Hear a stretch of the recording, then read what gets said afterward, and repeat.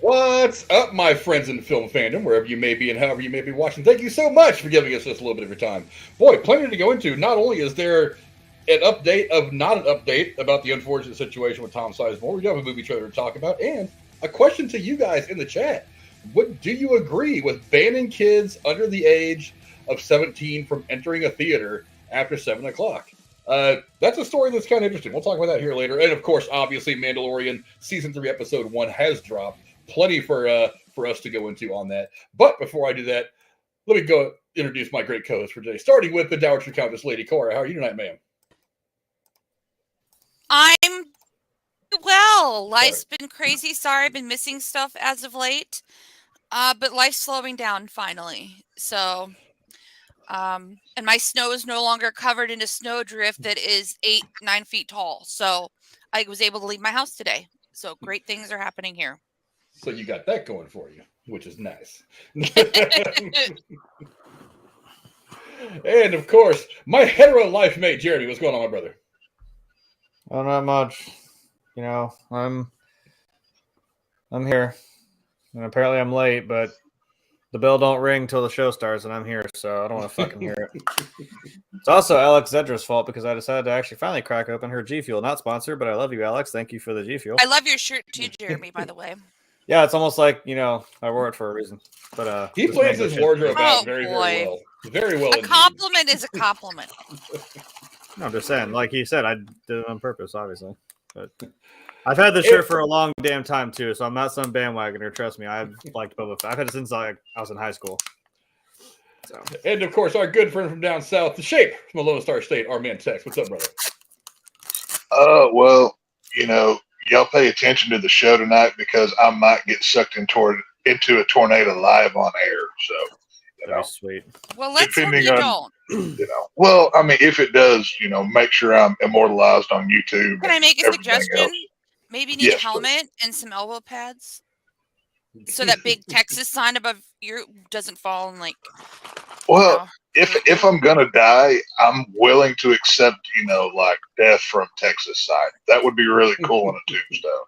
So if I have to go, I'm okay with that way. But no, well, doing well. Down in that area of the country, they're known for putting quirky little things on people's tombstone, like in Arizona and stuff like that. Like, here lies this guy, 12 shots for 44, no less, no more. Do you give your verbal permission for Frank to own the rights to your death video? I can't give him exclusive rights. I'm going to have to count at least Drew in on that as well. So, you know, maybe it can be like it can live within the derailed community. That I'm okay with. So. Well, you've been on Casey's channel a while too, so you know he's gonna try to get on it because Casey can get a cut of it. Now, Casey, he'll probably ruin it, but you know he can have a copy of it. But it's okay. So if I die on air, just remember me and you know flip Joe Biden off or something. I don't know. In my eulogy, it'll be great. I was gonna say, me and Frank live in the Midwest. There's plenty of scenery shots. We could put together a little Twister-esque video with some Van Halen to it. Right, so. you know, totally. Here we go. Like, CGI me into the Twister sequel, you know, somehow. Yeah, I'm sure y'all can deep fake. We'll put Tex's head on the cow as it goes by. Oh my gosh! I like it. And instead of we've got cows, we've got Tex as I go flying across the screen. That'd be great. You're like, he rued the day. Imminent ruinage, man. And we have to wrap you in a Texas flag, of course, right? Well, I'm actually going to be cremated and put into shotgun shells. I've already got this prearranged, so got it. It'll be fun. So. I'll make sure that y'all get one. You can do with as you please. So. We'll do a 21 gun salute for him with him. I like it. I'll send the one I get to Biden as a gift. Then I'll get Now, how are you going to deliver it, though? That's the question, Cora. I did say I would get arrested. Depository form, probably. I was going to say the U.S. Postal Service, actually, but I think it's illegal to send ammunition to the White House. Yeah, like I said, Cora just got put on a whole lot of watch lists. I probably did too, but I meant what she said. Post office, full send. That's exactly what I meant. There you go. But yeah, doing well. Hope everybody is as well. So. But let's get into our stories today. Lady Cora, what's the first topic we'll be going into tonight? Well, more than a week after Tom Sizemore suffered a brain aneurysm, a representative says the actor's family is now deciding to end deciding end of life matters. Today, doctors informed his family that there is no further hope and have recommended end of life decision. Sizemore's manager, Charles Lago, said in a statement issued Monday night. Lago said another statement, which would be issued Wednesday. Sizemore collapsed early February 18th at his home in LA and has been hospitalized since, remaining in critical condition in a coma. And in Lago's statement said, the brain aneurysm was the result of a stroke, Lago's statement said. Jeremy, what are your thoughts on what looks like a sad end to Tom Sizemore? I mean, this sucks. I think we were on air, or no, we just wrapped, right? And I think Frank, you found it on after the Last of Us review. Yeah. And that just hit me, man, because it's one of those things where, like, you've seen him before because he's been in a lot of things, a lot of big things too. Like the most notably one of the things I think of first is Saving Private Ryan. I really like his character in that movie. Natural Born Killers. I kind of forgot he was in Heat. I was like, oh yeah, he's the guy when they're running out. He's the guy like picked up the little girl in the gunfight. I mean, yeah, he's got like a laundry list of movies that he's been in. So, and I've been checking too. I've been checking frequently the past 2 days, and it's still nothing. But like, it sucks to hear that really there's nothing that can really be done, and it sucks. I don't know how you even go about that. I mean, it's a hard thing. Watch any of his movies. I'm telling you, like, my favorite thing is when he's arguing with the one soldier. He's like, "What are you gonna do? You gonna shoot me if I leave?" He's like, "No, I'm gonna shoot you because I don't like you." I'm like, just no. He didn't even hesitate. I'm like, that was so funny. I love that bit. Yeah. Tex, what do you think? I mean, it's a pretty his career has been well documented, not only his career but his off-camera troubles as well. What are some of your thoughts about Tom Sizemore? He's got one of those faces. He's very eclectic in his look. Like when you see this guy, kind of like Jeremy was saying, I don't know where I've seen you, but I've seen you before. And I mean, like, he just said Natural Born Killers. How can you? That movie is so off the wall bonkers. That's like, oh my God. Like, if you haven't seen that, go watch it immediately after the show. That is my favorite film of his. But he's an excellent actor. He's once again, he's one of those that when he's on screen, no matter who else he's with, you're paying attention to him. And he's just like, I always wanted him to play Penguin in a Batman movie. Like, that's the one role that I always wanted him in. Like, he always seemed that way. But did y'all ever see the movie Nazi Overlord? It came out, I think it was 2018. It was kind of like Nazi Overlord. It was like a knockoff of Overlord. It was basically like pretty much like the Overlord film, but more of like the Nazis created like these whole zombie kind of things on D-Day. And he played like a general or something for the, American side. He was very good in that film. I think that may have went straight to DVD, but that's another one that I would recommend. But how can you not forget Harley Davidson and the Marlboro Man? I mean, classic piece of cinema. I remember watching that as a kid. Like, this is one of the coolest things ever. So, yeah, I mean, cool dude. God rest his soul. Whatever his family decides to do. You know what I mean? So, yeah. At this point, I think it's kind of out of their hands. Really, it's right. As far as everything I've read, the doctors have said there's just no chance that he's never really going to wake up again. I don't know, Cora. I don't know how familiar you are with Tom Sizemore's work. I can predate all of what you guys remember him in. I watched him on the TV show China Beach with my mom in 1989, 1990. Wow.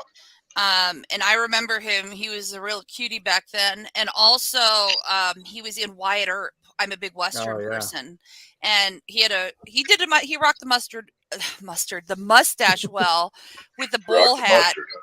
The mustard. Hell with the ketchup. He rocked the mustard back. Exactly. So yeah, I mean, like one of you said, I think Jeremy said, he's one of those actors that's been in so many things. I was looking at it. I mean, he's been a little bit in everything. I mean, he has a lot of uncredited roles, like in Get Carter, Enemy of the State, Point Break. I mean, so he must be friends with people so that, they're like, hey, you want to do a little funny thing in here? So it's sad. This is a hard way to go for anybody. I worked in home health care and worked with people in hospice for many years. And when it comes to someone getting to this point in life and being in a state where they can't make the decision, and it is their time to go and the family has to decide, it's very difficult for everybody involved.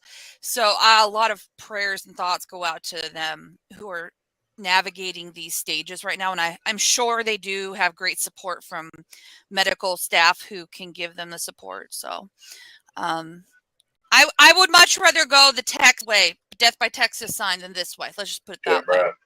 So, well, not saying you're going to die tonight. I wish I could say I was a little bit surprised. This is almost fitting end. I mean, because we all know his acting career. He's been in all kinds of stuff, but I mean, it's also well documented his drug and alcohol problems. I mean, he's been arrested for. I mean, he was dating the infamous Hollywood madam from the '90s, Heidi Fleiss, for a while, and got arrested and put in jail and convicted of slapping her around. And there was other issues. He, was admitted drug user many times. It's another unfortunate side effect of what happens when you just don't treat yourself very, very well. It's one of the trappings of fame, and he kind of fell into it. And it's unfortunate because I've said many times that Heat is one of my top 5 films ever made. I mean, aside from the diner scene, which I gush about every time I can, it's just the acting in that movie from start to finish is just so damn good. That crew of thieves. I mean, I could relate to them in a way that I could not relate to a lot of like good guy groups. It's like I don't relate to the Avengers the way I relate to them. But him, Danny Trejo, Val Kilmer, De Niro. I mean, wasn't that like the craziest group? How do you not like that group of thieves? I mean, that's acting royalty right there. And then, of course, you have movies like Saving Private Ryan, which maybe in some circles is considered the best war movie ever made. I mean, just the first 20 minutes of that movie was phenomenal. And then you factor in other movies like Black Hawk Down, another fantastic war movie that tells a story that a lot of people just didn't understand. I mean, it wasn't something that was widely talked about. It was just one 48-hour period in this kind of pointless do-nothing skirmish that we were involved in. A lot of people just didn't really understand even happened. But it was a deep story that he was involved in. And then again, I tell Jeremy all the time that we need to sit and watch this Bringing Out the Dead. He's actually one of the ambulance drivers that Nicolas Cage rides around with over the course of that movie. And he's fantastic in that movie as well. It's like every one of the characters, the other ambulance drivers that he has to drive with over the course of that movie is kind of a different character, a different beast. And he's just one of the crazy people that Nick Cage had to deal with that night. He's one of those guys. I heard it described the other day that you see him and he's the guy who you recognize it's in that movie, but he's kind of in all movies, but you never really, it's like some people just don't know his name. But as soon as you see his face, you're like, oh yeah, I've seen that guy in a million movies. And he's great in all of them. He's never been bad in anything that I can think of. But yeah, it's just really unfortunate because, I mean, going back, I think he got his start actually like in the late 70s. He got really popular as a character actor in the mid 80s. In the 90s, his career really took off. He's Saving Private Ryan, some other stuff, eventually went to Heat, and then to roles in like Black Hawk Down and stuff like that. Also, great comedic chops. He was in an episode of Always Sunny in Philadelphia, where he's like the guy that picks them up when they're hitchhiking. And there's this great comedic thing that he puts on. I mean, just a wildly talented actor. Just really unfortunate that, the stuff that tends to get these Hollywood types, it came up and got him. It got him really, really bad. He couldn't kick the drugs and the alcohol and stuff like that. But, again, no official word. I guess there is hope. Hope springs eternal. So there is some kind of hope that this could go another way. But I got to admit, from what I've read from the doctor, what the doctors have released publicly, what his family has said publicly, there's only really one way this could end, and the family has some tough decisions to make that I don't envy of them at all. So hopefully it's a tough time. So hopefully, if this works out the way that we imagine it's going to work out, hopefully he finally finds some peace, and hopefully his family moves on from this, with grace and with strength. And we're always going to have a long list of great memories from him as an actor. And speaking of, I did check, there were no ongoing projects that would be released post-death. So it will be about going back in the library for this one. Hell yeah. Yeah, it's really unfortunate. But I mean, go down in the comments below. Let us know what some of your guys' memories are. What's one of your favorite Tom Sizemore films? Again, a lot of really great performances and a lot of really great movies. I mean, I don't think he ever got nominated for an award, but I think maybe somebody somewhere should just be like, we're going to give this guy a lifetime achievement for something. Because looking past some of the personal stuff, you can't deny the impact that he's had on entertainment. I mean, he's been in some absolutely fantastic films. But go down in the comments below. Let us know what some of your memories are of Tom Sizemore, as we are unfortunately getting closer and closer to his loss. Lady Cora, what's the next story we'll be going into tonight? All right. Well, Disney has released the official trailer for Peter Pan and Wendy, the studio's latest live-action adaptation, which sees the beloved lead character of Walt Disney's 1953 animated classic in dual protagonistic roles. The new trailer is long awaited from Disney fans, following an exclusive first look at footage during D23 Expo in September.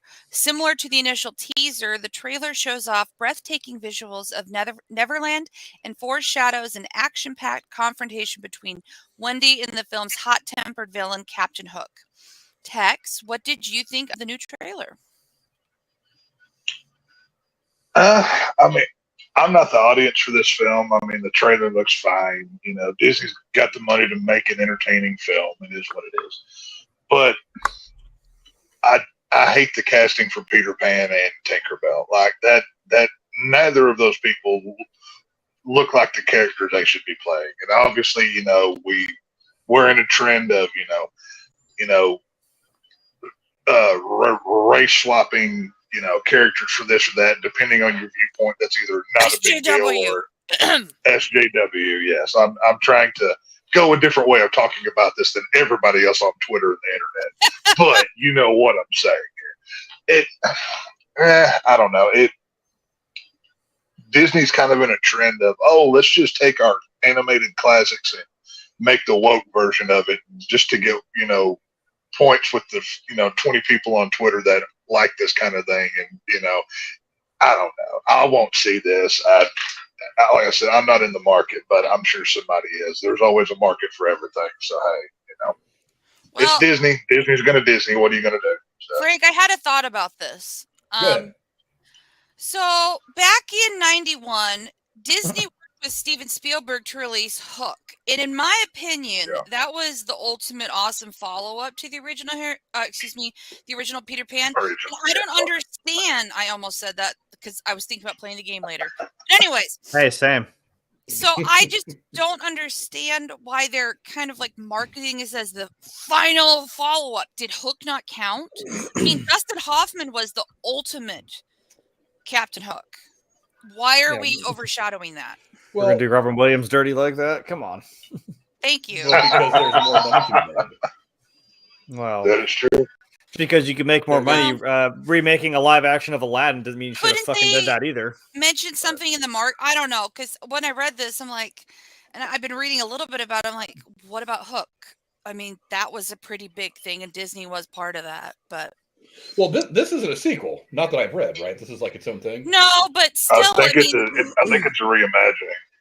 Yeah, okay, I don't know. I just it's felt like they should have. But how many damn times has Peter Pan been remade or reimagined? I remember as a kid, like I had the VHS of the Disney one from '53, the animated one, and then I had one from, I don't know if it was like the '60s, maybe the way it looks or the way I remember it. It was a woman playing Peter Pan. I don't remember what her. That often happens in live theater. Yeah, which I was singing just like, range. I think it's a vocal range or something. Well, he's also supposed to be like, a kid, so it kind of makes more sense than that. Yeah. I don't remember what her name was, but like I had that. Then, like I said, there was Hook. I don't know why sometimes I confused Muppet Treasure Island. Also, Tim Curry makes a great fucking pirate, by the way.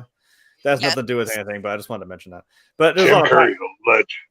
Yeah, a lot of pirate movies. But I mean, I was like, how many times? I mean, then we had that one in like 2008, I think it was in high school. There was another Peter Pan, or it was just called Pan or something. I swear there was one more, and then now there's this, and I'm like, okay, I know we make fun of how many times we've remade something, but good Lord, there are good ones, but I mean, I don't know. And to be fair, I forgot to even watch the trailer because that shows you how interested I was in it. So, I don't know, and I know any of us. It's the dumb corner of, you know. Obviously, I saw the images of Tinkerbell, and I'm like, the outfit looks cool, and I'm like, I don't know why you're smiling. I'm like, I'm surprised that one of the pictures wasn't her just like that. I'm like, that's Tinkerbell, the sassy, you know, attitude. So I'm like, well, if you play that character, fine. But I'm like, yeah, but I know I also can't say anything because as soon as you open your mouth, like, oh, well, then you're a racist, you're a bigot. I'm like, no, I'm not. I'm just Right. Unfortunately, I'm like, but why? but here's the What thing: is it, what if they did do a big casting poll and this was the person that did the best? I mean, we just don't know, unfortunately. And I hate Okay, that. but you I'm like, can't say care. that. If you play the But character, here's the right, thing, I don't though. care. Yeah, I don't care. Go back to when they did the live action Cinderella or whatever. The fairy godmother is a bald black woman whenever she was a white, long-haired, blonde-headed lady. And I mean, every time Disney does this, they purposefully do this. And then with the Little Mermaid, all of them. No, I hear what you're saying. I'm just For saying. woke. In all fairness, I'm just saying that we don't know. Wasn't that we Amazon? Don't know. In all fairness, that version. I'm not sure who made it. I thought that was a Disney property. Cinderella's also been remade several times, or at least the story of it. Right, but it's just it's the thing though. And I get it. You know, obviously creativity is low these days because their idea of something new is, oh, put somebody who looks different in the role and call it, you know, hey, pray, you know, yay for us. But it seems lazy to me, you know, and it's you know, put the whole, you know, it's one of those trap situations like Jeremy's just saying. If you comment on it, you're a bigot, you're a racist, you're a phobe or an ism, whatever they want to put on you that day. Yeah. And it's not fair to do because you can't honestly criticize something. You know, I mean, go back to what I said whenever for Black Panther 2 review. So many of those things that they did in that film, if that had been a group of white people doing it, they would have been the bad guy. But since they were of a certain variety, they get away with it. So Disney purposely recast these roles in different angles, we don't know knowing that for sure. We don't know that for sure. I mean, I would bet dollars to donuts. I'm just saying. We are also starting to push the boundary here a little bit. Because we can say LOL white people, you can start calling them colonizer. Right. Like, I swear to God, if I drop a hard R on your ass, which is almost the fucking same as doing that, I'm like, oh, I would never be heard from again. I'd be in a hole tomorrow. Right. Yeah. So, but I heard somebody make a joke about it's getting on my nerves. I rolled my eyes so hard when they had to throw one in one more at the last second for Martin Freeman sketch. She's like, oh, look, my favorite colonizer. I'm like, oh my God, fuck you. But just save him. Jesus Christ. I'll take a stab at him. He didn't do this. Oh my God. Oh, no. That's what it feels like. I'm saying my only stance is on, I'm like, look, I come from like a cosplay angle. I'm like, I don't care what you look like. I don't care who you are, how you identify. If you make a cool costume, if you make it accurate, if you bring that character to life, fucking fine. I don't care. I think it's awesome. I mean, and if you audition well and you fit in well with the cast. Yeah. I'm like, if she's got the sassy attitude of Tinkerbell, fine. I don't give a shit. Right. It doesn't bother me, but I'm just kind of like, yeah, but if you notice the pattern here. Yeah, I agree. There's with both of you in different ways. I just think that unless they release a press statement saying we are intentionally going to be doing this, we don't know for sure. And it could be a case-by-case basis depending on casting directors and executive producers and their relatives and who they want to hire as a, you know, a little, you know, like nudge and, you know, I know somebody kind of thing. I'm just saying we don't know for sure. I get what you mean, Tex, though, that it seems to be a prevalent, complete shift in the culture of casting. Let's get back to the trailer, though.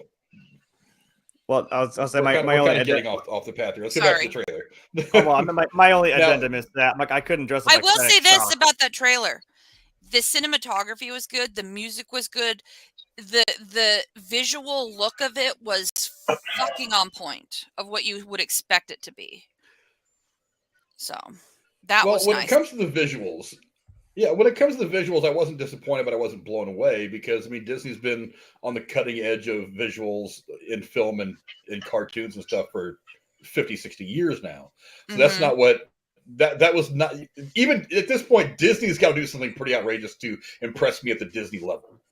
because Okay. they tend to impress you every time they release a new thing. So it gets harder and harder to impress somebody when you're always just that damn good. As far as the race swapping, I don't care. I mean, I don't care what color. I don't care what color Tinkerbell is. I don't give a shit what color or even sex Peter Pan is, for that matter. No. Good character, good actor, good writing makes good movies, and I just don't care. The only thing that gets me about this is I watched this. The only thing that stood out to me was Jude Law. I love me some Jude Law. I mean, honestly, I have not seen a whole lot of people that make Pirate Captain Hook look this kind of badass. Jude Law's got that rough, ragged look that I really like about Captain Hook. Not that other Captain Hooks weren't also very good, but that to me, I was like, okay, that's a pretty dope image, and I like seeing him, and I like the idea of him in the role. But the rest of the trailers didn't do anything for me. I was like, great, they're remaking a property that they've already remade 17 times. So you're saying it looked again. pretty cookie cutter, copying it the way it was, not changing the plot. Nothing. Well, we know the Nothing story of jumped Peter Pan. out at me as something that would make this better or different or give this another dimension over any of the other 27 iterations of Peter Pan that I've seen. Gotcha. Okay. Now, how hard did this movie? This thing could be fantastic. This thing could be awesome. This thing could be as good as The Mandalorian. It could be as good as anything else, and that's fine. And I hope it is, because I'm going to watch the first episode and see how it looks. And if there's something about it that engrosses me and gets me involved and wrapped up in the story, then I'll watch the second episode. That first episode's got to sell me hard, because if it's just typical, if it's a typical schlock, if it doesn't do something to give it a different dimension from what I've seen from the story over the last 100 years, then I'm going to be hard pressed to even want to sit down and watch episode 2. You know what I mean? Wait a minute. I didn't see the trailer, so correct me if I'm wrong if this happened or not. I bet you I know what they could do. It's not going to be the Lost Boys anymore. It's going to be the Lost Girls. Well, that's where I was about. Well, hang on. But Did you see in the trailer where Wendy first sees them? She goes, "Oh, well, there's girls in the Lost Boys." and one of the girls. How hard did you? So what? See, I didn't see the trailer. That was so. It's in there, literally. Well, like halfway through the trailer, when Wendy first gets to Neverland, the Lost Boys pop up, and they show like a group of Lost Boys, and then there's 2 that pop up, and they go, "There's girls in the Lost Boys," or something nonsense like that. I mean, it was the most cringy, eye-rolling virtue signal nonsense. I'm like, Jesus, they're not even trying. It was ridiculous. He's 100%. I'm not lying. Oh, so let's see how predictable that was. Is what I'm saying. Yeah, it's. I mean, like Frank said, I mean, this visually it looks great. I mean, but you expect it. It's like it's Disney. They have all the money, all the technology. If they didn't make it look good, it would be a problem. But it's all of the other stuff that I have an issue with. Can't we just make one thing and stick true to a property? And yes, I know Peter Pan's been played by women and this and that, but whenever people on Twitter are calling this Pedro Pan because he's a little Mexican boy, come on. I mean, it's a whole thing for me. You know what I mean? I think it's odd. But do you think, besides all of that, it looked good text though? Besides all of that? Oh, visually, yes, of course. Like I said, I would be shocked if Disney did not make it visually look great. You know what I'm saying? Okay, cool. Look, as a Hispanic, I'm glad that we're not being portrayed as drug dealers anymore. I mean, Peter Pan's a pretty fucking dark story. That's why I like Dora the Explorer. Right. So it's usually you see a Hispanic on TV, they're playing a drug dealer, a gangbanger. I'm like, hey, finally we got some positive representation on TV. Y'all got Machete. I don't want to hear any nonsense. I would love to have Machete on my side. All right? You do have. We'll gladly take credit for Machete. You do have Michelle Rodriguez too. So. Yeah, there you go. Michelle Rodriguez and the Desperado, Antonio Banderas. I love that movie. Once Upon a Time in Mexico is tremendous. I love that movie. But I mean, again, I don't like the argument that you make text about how they're just going back to their old properties, because I think it's a weak argument because Disney does, because A, they know that they can make money off of it, and B, a lot of the money that they make is going to go towards other projects that are original. Like, I mean, hey, remember, Toy Story at one point was an original product. Yeah, nobody had done Toy Story before. That wasn't. Cars was an original thing. I mean, that style of animation was all original at one point. Now it seems normal. But I mean, you go back to those money makers so that you can do the smaller projects like Elemental, which is a movie that's getting ready to come out that is getting some pretty good reviews already. A lot of people are excited about that. They do some of the smaller stuff, some of the documentaries. They help kind of feed the smaller things. So I mean, I don't have a problem with them going to the big money things. But how well have the other live action Disney films done that they ripped off of them? Hit or miss. I don't know anything Like about Lion Little King? Mermaid, but I do know that stupid Cinderella one was. I mean, I don't know. I'm a big Cinderella fan. I collect all the different iterations in literature form, and I've seen it in ballet form and in traditional play form. That movie did not move me. I'm not going to lie. The only one that I went to go see was Dumbo because my kid wanted to go see it on her birthday. Was it good? Yeah, was it? I fell asleep in that movie. Like, legitimately, I fell asleep in that movie. I mean, visually, and I was like, okay, cool. It's Tim Burton. You know, I like a lot of his stuff. Nightmare Before Christmas. Visually, he does. I like his style, but just the movie bored me. And I didn't see well, I'll take that back. I saw part of the live action Lion King, but it didn't have the same heart as the animated one did. And it feels like Disney's just going back to the well for however many times to reinvigorate whatever. I don't know. Making Lion King live action was like, it was cool. It was visually stunning, like you said, and I didn't know. Right. Favreau said like, oh, they threw in. There's one shot that was actually real. I think it was the one near the beginning. Like it was of like the I don't know if it's like sunrise maybe of the savannah. I was like, oh, that's cool. I wouldn't have even noticed the difference because I didn't. I was like, that's cool. But like I was like, it doesn't really.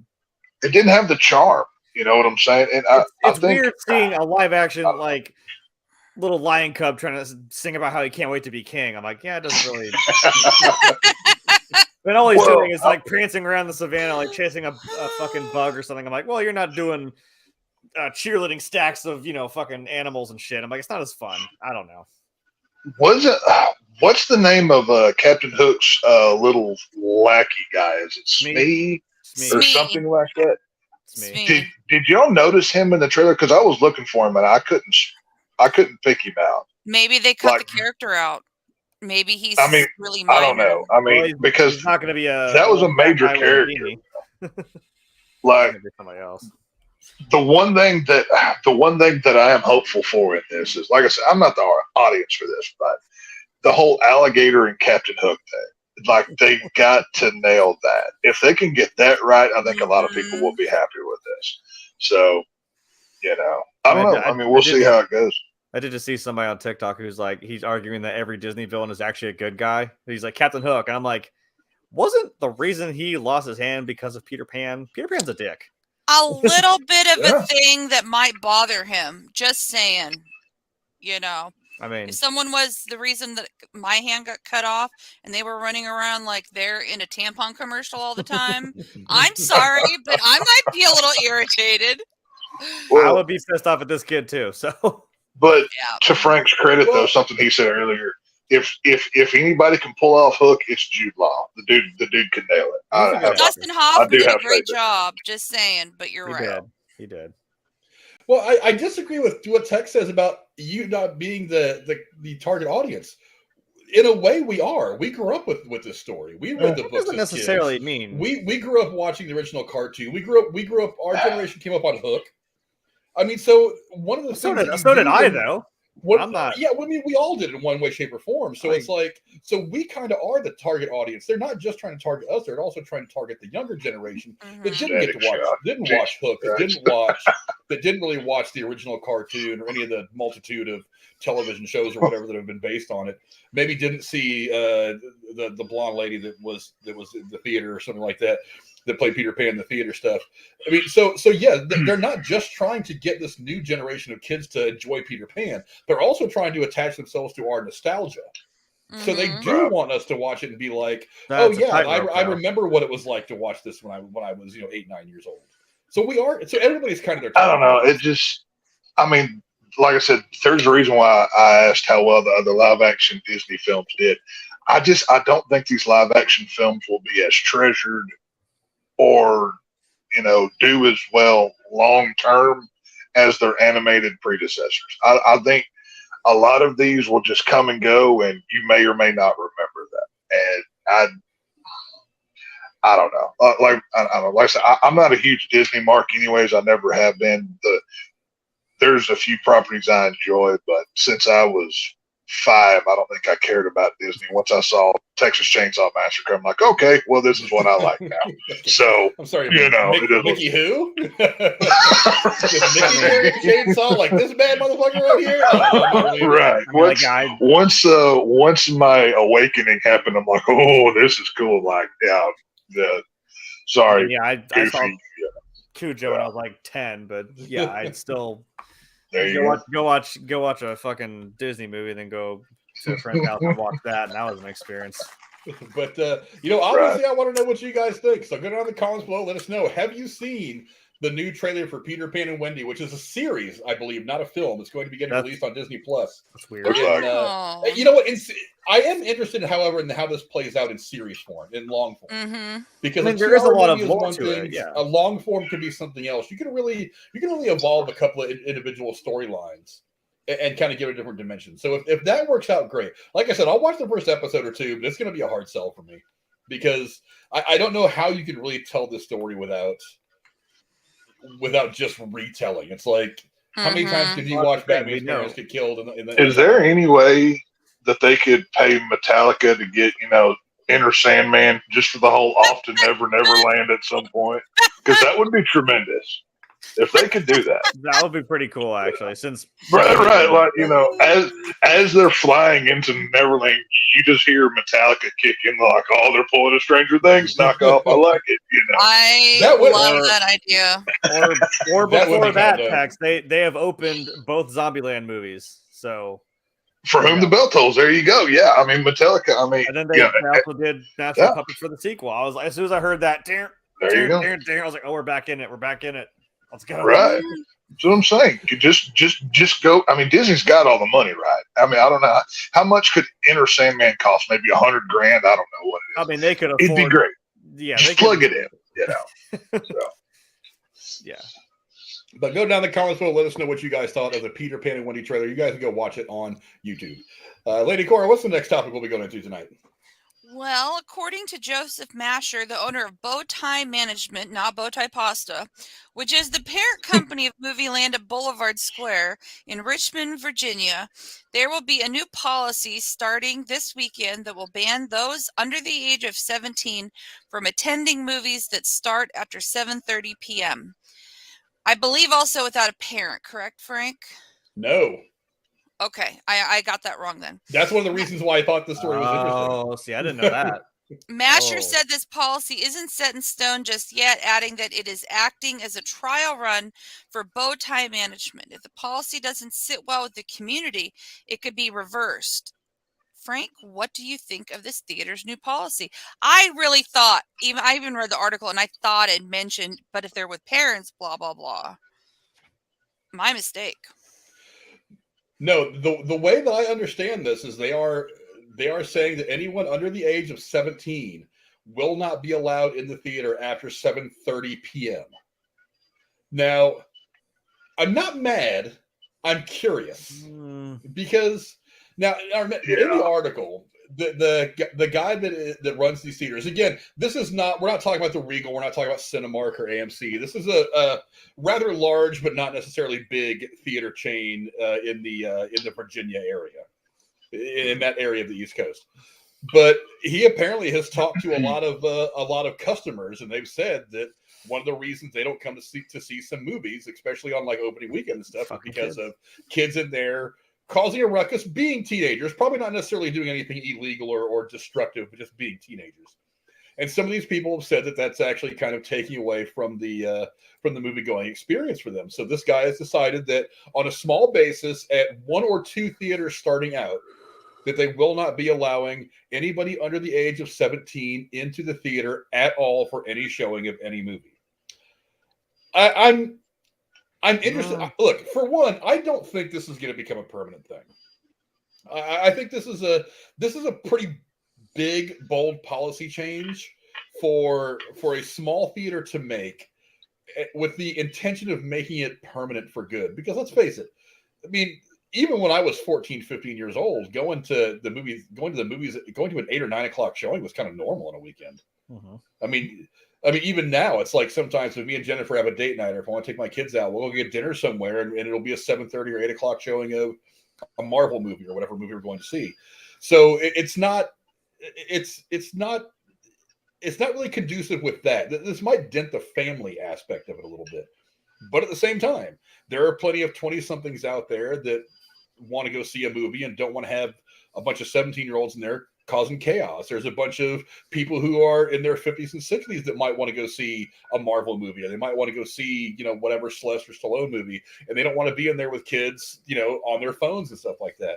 I mean, I've had, as much as I go to the movies, I generally don't run into any problems there, but when I went and saw Pooh, Blood, and Honey, there was a kid behind me kicking my seat, and I was like, now granted, this was like during the day on a Sunday. Well, I was like a 1 o'clock showing or something like that, so it wasn't this time range. But I was thinking to myself, I'm like, God, I wish that kid was at least sitting somewhere else right now. He wasn't loud; he just kept kind of like knocking in the back of my seat, and I suffered with it through the movie. I didn't say anything, but I mean, I kind of get it. It's interesting to me because as a parent who has kids in this age group, I have kids that are active. My boys have played sports. My stepdaughter is a cheerleader and is Girl Scouts. They're all active. So I might not have a chance to take these kids to go see a movie until 7:30 or 8 o'clock on a Saturday or Sunday.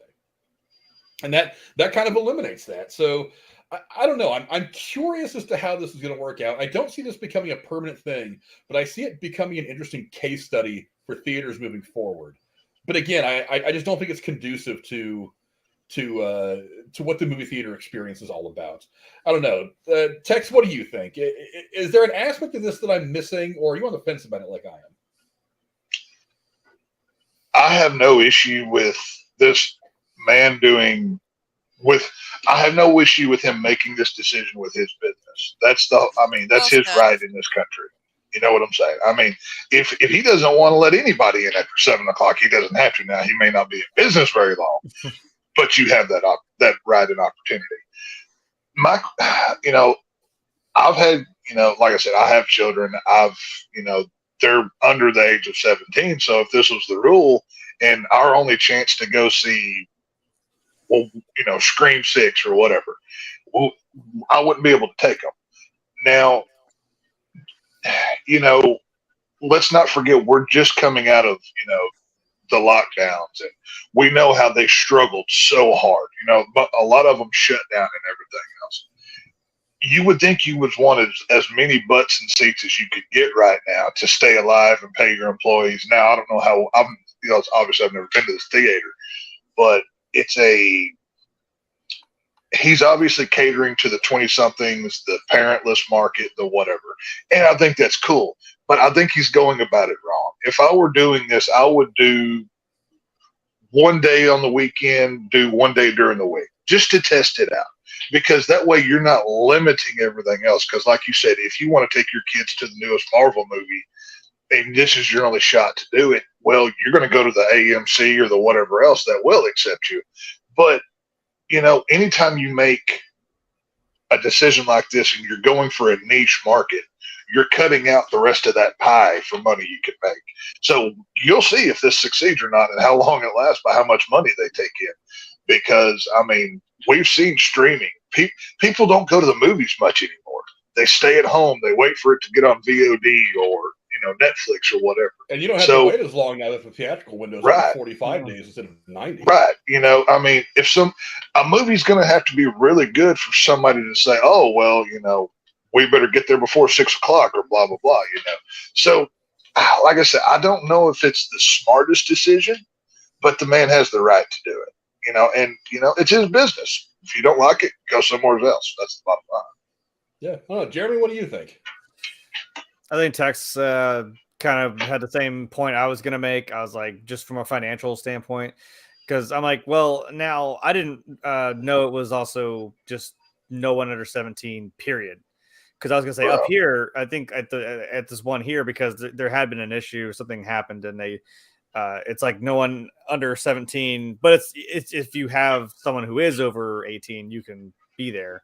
So I'm like, I don't know why you didn't just do that. I mean, you just straight up said no, none of them, period. Even if you're with somebody who is of age, I'm like, well, but if that's kind of the rein in, right? You have somebody who's with you.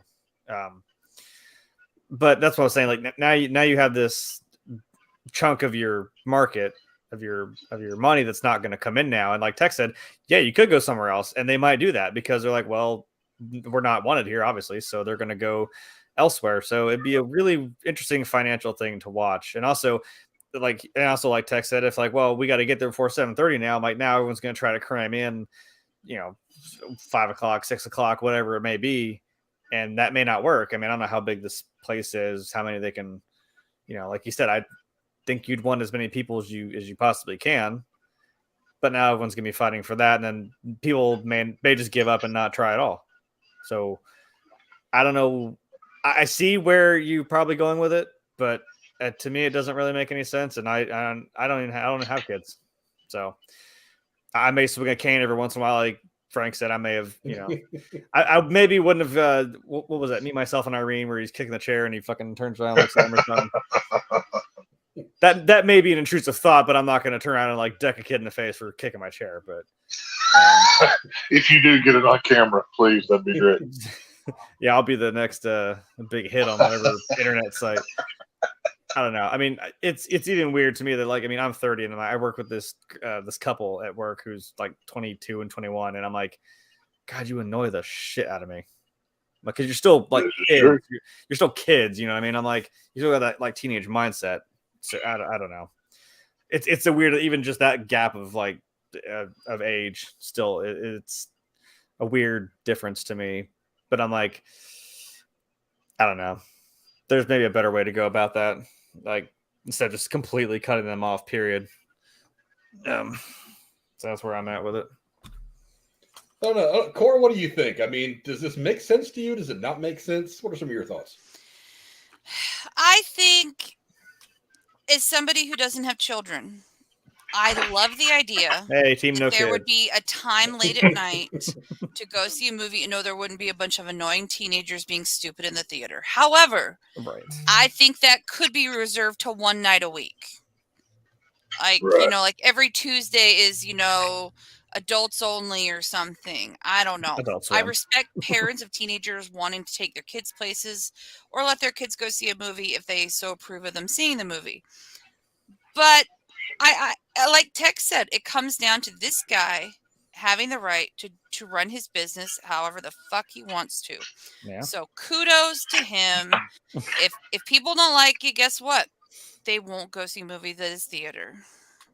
That is a big chunk of time, though. I mean, it's like you're talking anyone under 17. I'm like, that's a whole kid's life. And like I mean, just like Frank and with Tech, so like you have kids, and if you want to go have that time together and want to have that experience, and now this guy's like, nope, you can't. And if it's on a weekend, I mean, say it's not during weekdays, but I mean, if you got school, you got other crap you're doing. Well, you know what I mean? That's probably the best time to find a time to do that. So it's like, well, now you're not going to have that experience. I mean, it's like if Blockbuster told me, hey, I know I just said Blockbuster, rest in peace. But I know it's too soon, Jeremy. It's too soon. I know. There's that one still holding on. I appreciate it. I need to make a trip there. But it's like if Blockbuster told me, oh yeah, you can't come in here after 7:30. It's like, why? Why can't I just come in and rent a movie? Well, is it because I didn't rewind it? I'm sorry. But I also just dated myself. Whatever, kids. It's called a VHS. Look it up. Well, there's two things about this, though. There's two things. Number one, you eliminate the experience of going to that premiere at midnight on Thursday. How much fun is stuff like that to go to? I've done it a number of times. Hell, I took my kids to the midnight premiere of Halloween Kills because they were dying to go see it, and we had so much fun with it. But you eliminate that experience, and the movie theaters are dying. With like streaming, with everything else, they're going the way of Blockbuster. They're going the way of everything else. Oh, I disagree. I wildly disagree. You think so? I don't know. There will never be a substitute for the theater experience. Never. Oh no, I'm not arguing that, but I'm saying it's easier to do it. I think I see what he's saying. Let me rephrase. If you're not, they're not dying. They're becoming less important. Is what I'm saying. It's not the experience that it used to be. It's changing. I think it's still very important. I mean, look, I was very, very lucky to have been able to see the original Star Wars trilogy in theaters because they re-released them in theaters. God. At some point around the time where the prequels were coming out is when they re-released them all. And then, of course, the whatever thing that Lucas did, all that stuff that he did, they re-released them in theaters. Because I came up having watched those on VHS. I only ever watched them on TV. Same. And I can tell you right now, seeing those on big screen, some movies need to be seen on the screen. They have I agree. Independence Day. I mean, I took my kids. 100%. One of the interesting things about the pandemic is when they started reopening the theaters and airing classic movies, since there wasn't anything new.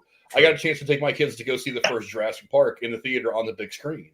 And my oldest son was like, "Damn, that movie pops different on the big screen." I'm like, "I know, right?" It's like it's some movies are made for the big screen. Rom-coms you can get away with not seeing them on big screen, but some really epic movies, Avengers and things like that, need to be seen on the big screen. That's what they're made for. But they're not out here releasing The Mandalorian on theaters. You know what I mean? Because Mandalorian's a TV show. Well, they used to do serials back in the day. You know what I mean? Episodic. Because they didn't have TVs. Because only 10%. No, goddamn! I'm saying TVs. why? I mean, that's what I'm saying. Why don't they just do that then? There's nothing saying you couldn't. I mean, you can't tell me The Mandalorian would be freaking epic on a big screen. I mean, it would be. I'd love to see it on a big screen, but the problem is like you also want people to spend money on Disney Plus. Well, but here's the economics are different now. That's what I'm saying, because then you have streaming, and then you like you were saying the theater experience. I'm like, well, see, now you're pushing and pulling. I mean, you can't tell me if one theater decided, hey, let's release every episode of The Mandalorian each week, and I bet you motherfuckers would flock to that theater. It'd be the same, It already costs an arm and a leg to go to a movie these days. How much more is it going to cost at this theater if they cut out a gigantic chunk of the audience? How much is your ticket going to go up as an adult? How much is your popcorn going to cost more? Or your dinner if you buy, or whatever? Like, see, these are the things that are going to determine how this goes. It's cool if you know you can go watch Top Gun Maverick and you're not going to have some kid kicking the back of your chair. But it cost you an extra $15. Is it worth it? You know what I'm saying? I mean, you got to weigh out the pros and cons here. Well, they haven't announced any price hikes to match this. I know. I'm just throwing a number out, but you know what I'm saying. What if you could just make this theater is going to be the 17 and unders, and everyone else can go over to this theater and watch this. I mean, if you have the means to do that, maybe do it that way. I don't know. Maybe separate them. Because some theaters, they show multiple of screenings of the same movie, but in different houses of the theater. Well, you can just like Cora said a minute ago, there should be certain days where it's adults only. It should be marketed directly towards that. That way, it's like, it's date night on Saturday. I'll give you a good example of something. Whatever. There's a place called OMSI in Portland, Oregon.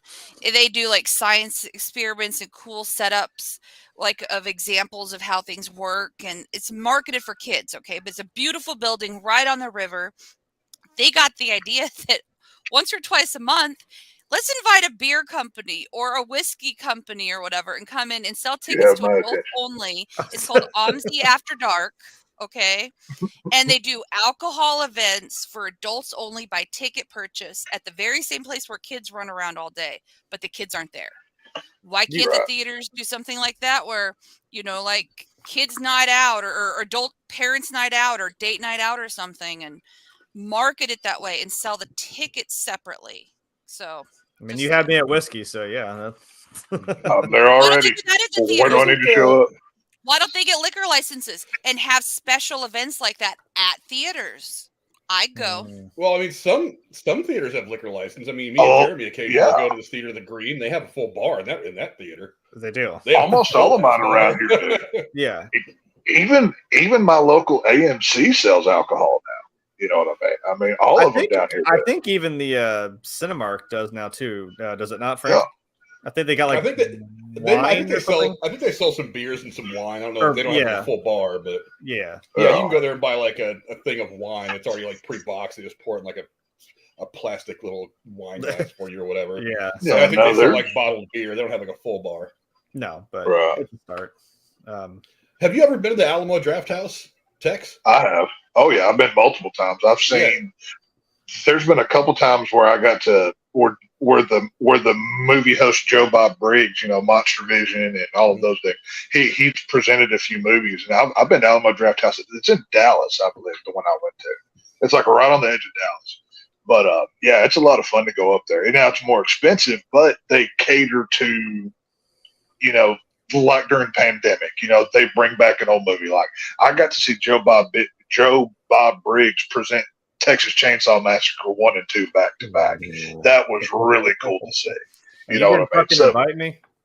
Can I say Oh, something dude, it about was that incredible. movie, by the way? Today, as one of the Amazon deals, the Steel book for that movie is on sale for 43% off. You should buy it. You should buy it. It is incredible. For Texas Chainsaw Massacre. I mean, I do It have will a change your life. steelbook version of it down there, but I mean, I wouldn't. But yes, I've been to the Alamo Draft House. It's really cool. They do actually for the newest Saw movie, the one with Chris Rock, Spiral. I went to go see it up there because Darren Lynn Bousman and the guy that wrote it, he follows me on Twitter. I can't remember his name now. I'm an idiot. But they were there and they did a Q&A after the movie, and I got Darren Lynn Bousman's autograph on a Saw DVD. Nice. So, I mean, I've got to see a lot of cool stuff and stuff like that. And it's catered to adults, but they're not open all the time. They do certain events, you know what I mean? Yeah. Yeah, I don't know. It's like I said, I'm not for or against it right now. I think it's an interesting thing to study to kind of see how it works out. I don't know what kind of volume this theater does. I mean, yeah, I was like, if he's got enough money, then... Right. Well, I mean, you go to a theater in New York or Los Angeles, they're usually always packed. Whereas generally, like where Jeremy and I live, theaters are. I mean, even on like a busy night for like a big premiere of like a Star Wars or a Marvel, they're usually about 75 to 80% full. There's always a few seats. Yeah. They're not quite full unless it's something really huge. Yeah. But yeah, I mean, it's not. Endgame was like that was hard. But yeah, I mean, so I don't know what kind of business they normally do. I'd be interested to see how this all works out for them. I don't know if there's. I'm interested to see the follow up on this because if it makes no difference or a big difference one way or the other, that's going to be what's telling. But I don't know. Go down the comments below. And don't forget, I'll leave the poll up for the rest of the show. Do you agree with banning kids under 17 from theaters after 7:30 p.m.? Really, the only big problem I've had with people, I've been pretty fortunate. As much as I go to movies, I don't usually have a whole lot of problems with people acting up, whatever their age is. But my biggest problem is people on their phones. Like, especially in a movie that's big, like one of the Avengers or Star Wars or something like that, when there's a lot of people. I tend to go during the day on the weekends when they're not overly crowded anyway. Then I can make sure I get the seat that I like because I always buy my tickets a day or two ahead of time. But mostly if it's like if I go on a Friday night to watch one of the big movies, there'll be a bunch of people on their phones, bright lights. So I'm trying to watch the movie. People don't understand that you aren't supposed to text or do whatever on your phone. When people don't believe in dark mode. One of the reasons I like dark mode. Right. But and I'm just like, come on, I'm wrapped up in this movie, and then I see a couple of lights pop up in my peripheral, like somebody who can't, whatever they're texting can't wait for another 45 minutes or an hour. And I'm just like, that kind of bothers me. And kids tend to be on their phones a lot. So trust me, I have nothing but teenagers. So I know how much my kids love their phones. But I don't know. You guys let us know. Let us know in the poll. We got 8 votes so far. It's a simple yes or no question. I'm kind of on the fence. I'm interested to see how this goes though, because I think this is going to be some interesting data to kind of break down. So I'm gonna try to keep up with this and see how this goes. And maybe at some point in the future we'll be talking about this again and see kind of what they find, because I'm interested. But go on the comments and let us know what you guys think about banning kids from theaters after 7:30 under the age of 17. Lady Cora, what's our main story today that we're going to be going into? Well, Din Djarin and Grogu have returned. Season 3 of The Mandalorian hit Disney Plus yesterday and kicked off what has been teased as an eventful season for the bounty hunter. First on his mind is returning to Mandalore to atone for his transgressions in a 37-minute episode. Jeremy, what did you think of the most recent episode of The Mandalorian? Gee, I wonder why Frank picked me first. Not like, I wore a shirt of a particular Mandalorian. Who I fully expect to see an entirely full episode of in this show, because I think somebody at Disney got confused and swapped 2 of the episodes of their shows. So, although I'm pretty sure Star Wars didn't need Boba Fett. Boba Fett needed Mandalorian, so that's how that rolled out, unfortunately. But I mean, whatever, connectivity, it's nice. For first episode, I mean, it was kind of fun. It, I'm assuming this is right after that happened, right? Seeing this new kid being, well, I guess his ceremony got interrupted, but seeing his initiation, and then, I mean, I'm not opposed to a full on pack of Mandalorians trying to take down whatever BS space monster that thing fucking was, and you got to have the hero. It looked like something out of Jurassic Park. It did, like a oversized, like the crocodile giant Mandalorian alligator. It probably was. Why not? They're growing big on Mandalore. I'm telling you. That'd be one time if Steve Irwin was a Mandalorian to take his helmet off and be like, "Oh, okay. Right, yeah. He's angry." And then you got to have the hero moment where he flies in and obviously saves the day. But interesting, kind of. I mean, this is where we're going now, where he has to, I guess, atone for taking his helmet off, because he seems to be more of the more restrictive sect of like Mandalorians who. It's the very traditional sense of it, and that was a great screen grab for the thumbnail. Was Bo-Katan sitting there on her little throne, still acting like she runs shit? But I don't there was a real tensity in that scene. There was, but I'm like, because we know that there's something coming between those two. I mean, she even asked about the Darksaber in that scene, and she's still stewing over that. So that's what I'm saying. I'm like, there's something coming with that. You can sit there in your little boss chair, but I don't see a Darksaber in your hand, honey. So I don't think you have any right to say anything. Fuck her. I hate her character. Sorry. That is true. I'm like, she wants to be all whiny because she thinks she is rightfully the leader. I'm like, well, you may be, but you don't have the saber. And it's funny how you follow those own rules, but you're getting mad about it. I'm like, you didn't get it, so. Like you said, sit on it. Jesus Christ. But I mean, Kate Sackhoff is amazing. I don't think you could have cast anyone better for that. It works. She plays a really good asshole character. I'll say that. Kind of does. I mean, because you can tell, like Frank said, like the two of them walk in, and I mean, there was even the scene earlier. Like it's a very spaghetti western showdown in the street. They're all just sitting there waiting to draw. It's like they're all looking at you in the eyes, good, the bad, and the ugly type. The two of them, they're in a room, and I'm like, oh my God. Right. So it's just so funny that, like, the one that kind of pisses me off is the armorer. I'm like, who the hell are you talking to? He has the saber. Why are you going to get mad at him? Like, he could tell you to fuck off. You're not a Mandalorian anymore. Boom. Lawyered. I don't know.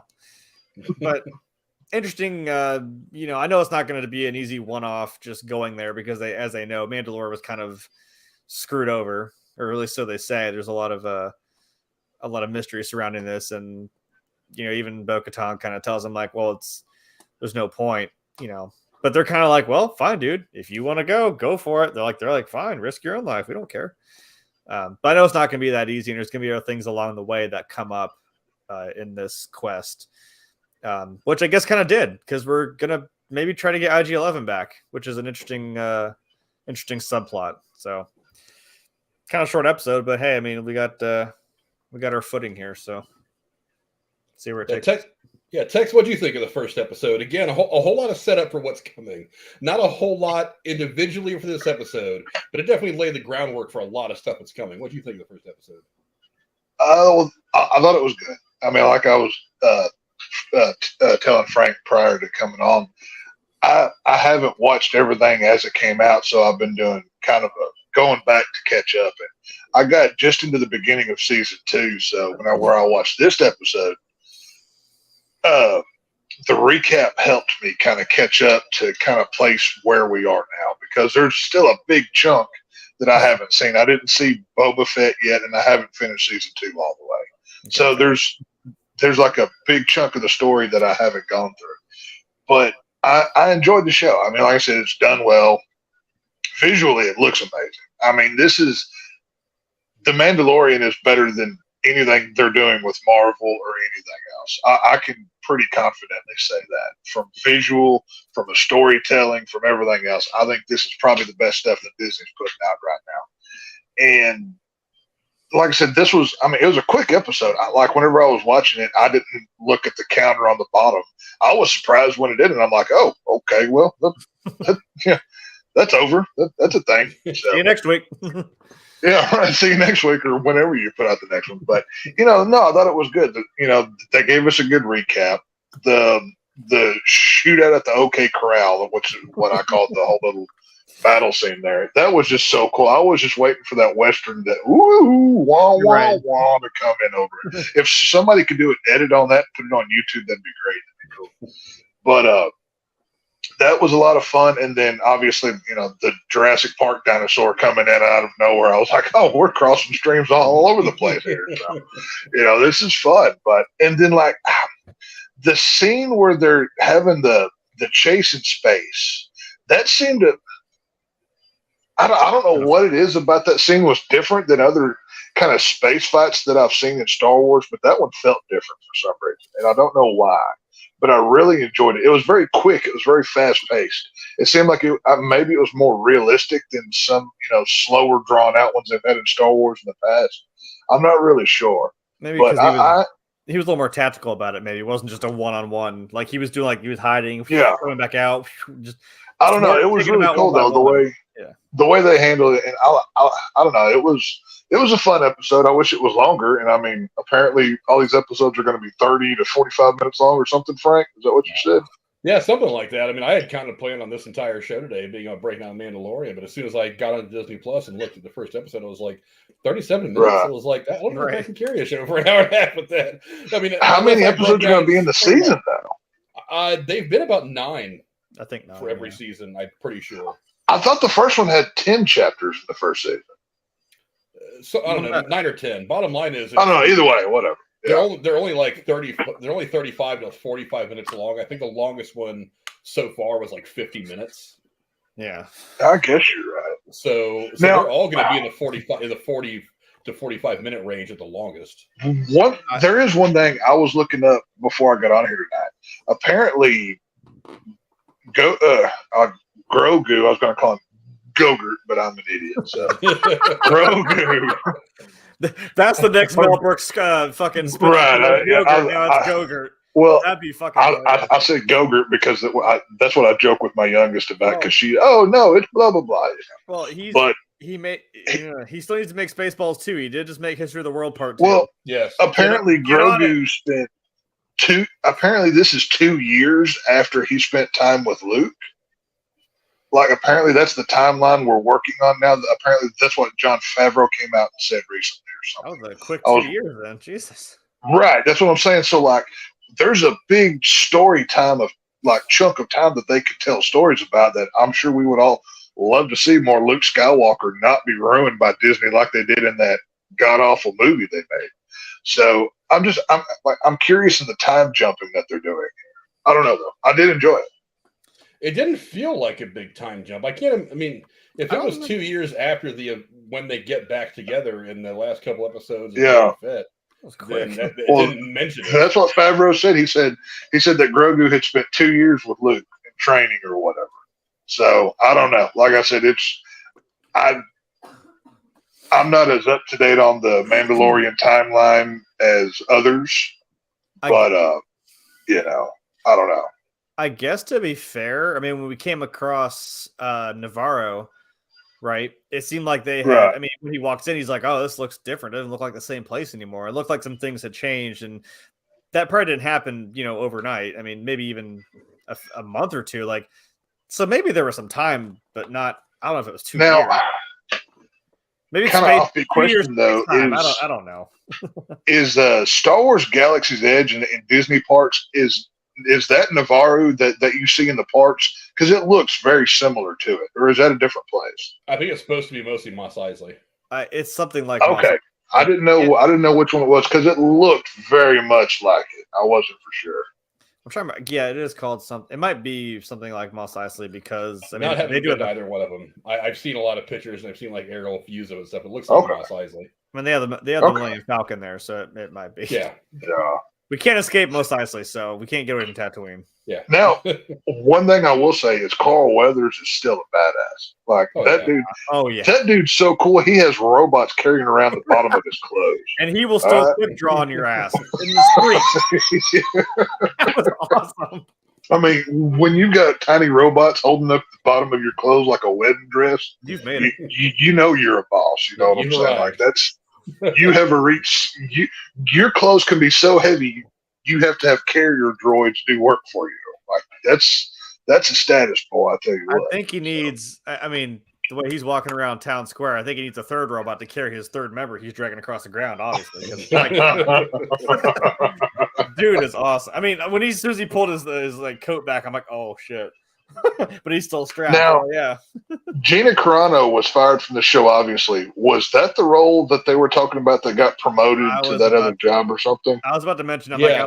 I love, it's always Frank's little thing. They're one line of dialogue Yeah. away. Because he's like, what about Cara doing? She's like, Yeah. oh, well, she went to Special Forces. I'm like, sure she did. Whatever. Right. She was went my to the favorite unemployment line, but sure, whatever. Yeah, So She's doing all right. She's working for Ben Shapiro's movie place now. But I don't Oh, know, cool. Cora, I don't know if you got a chance to watch the episode or not. I know you kept up on. I know you kind of at least heard us talk about it. If you haven't seen the first 2 seasons of the Mandalorian, did you get a chance to watch the first episode? Do you have any thoughts on it at all? Good talk, Cora.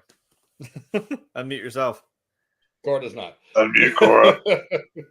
She's speechless. It was so great. No, she's I was speechless. talking. I was talking. I pushed a button. I'm so sorry. What the fuck?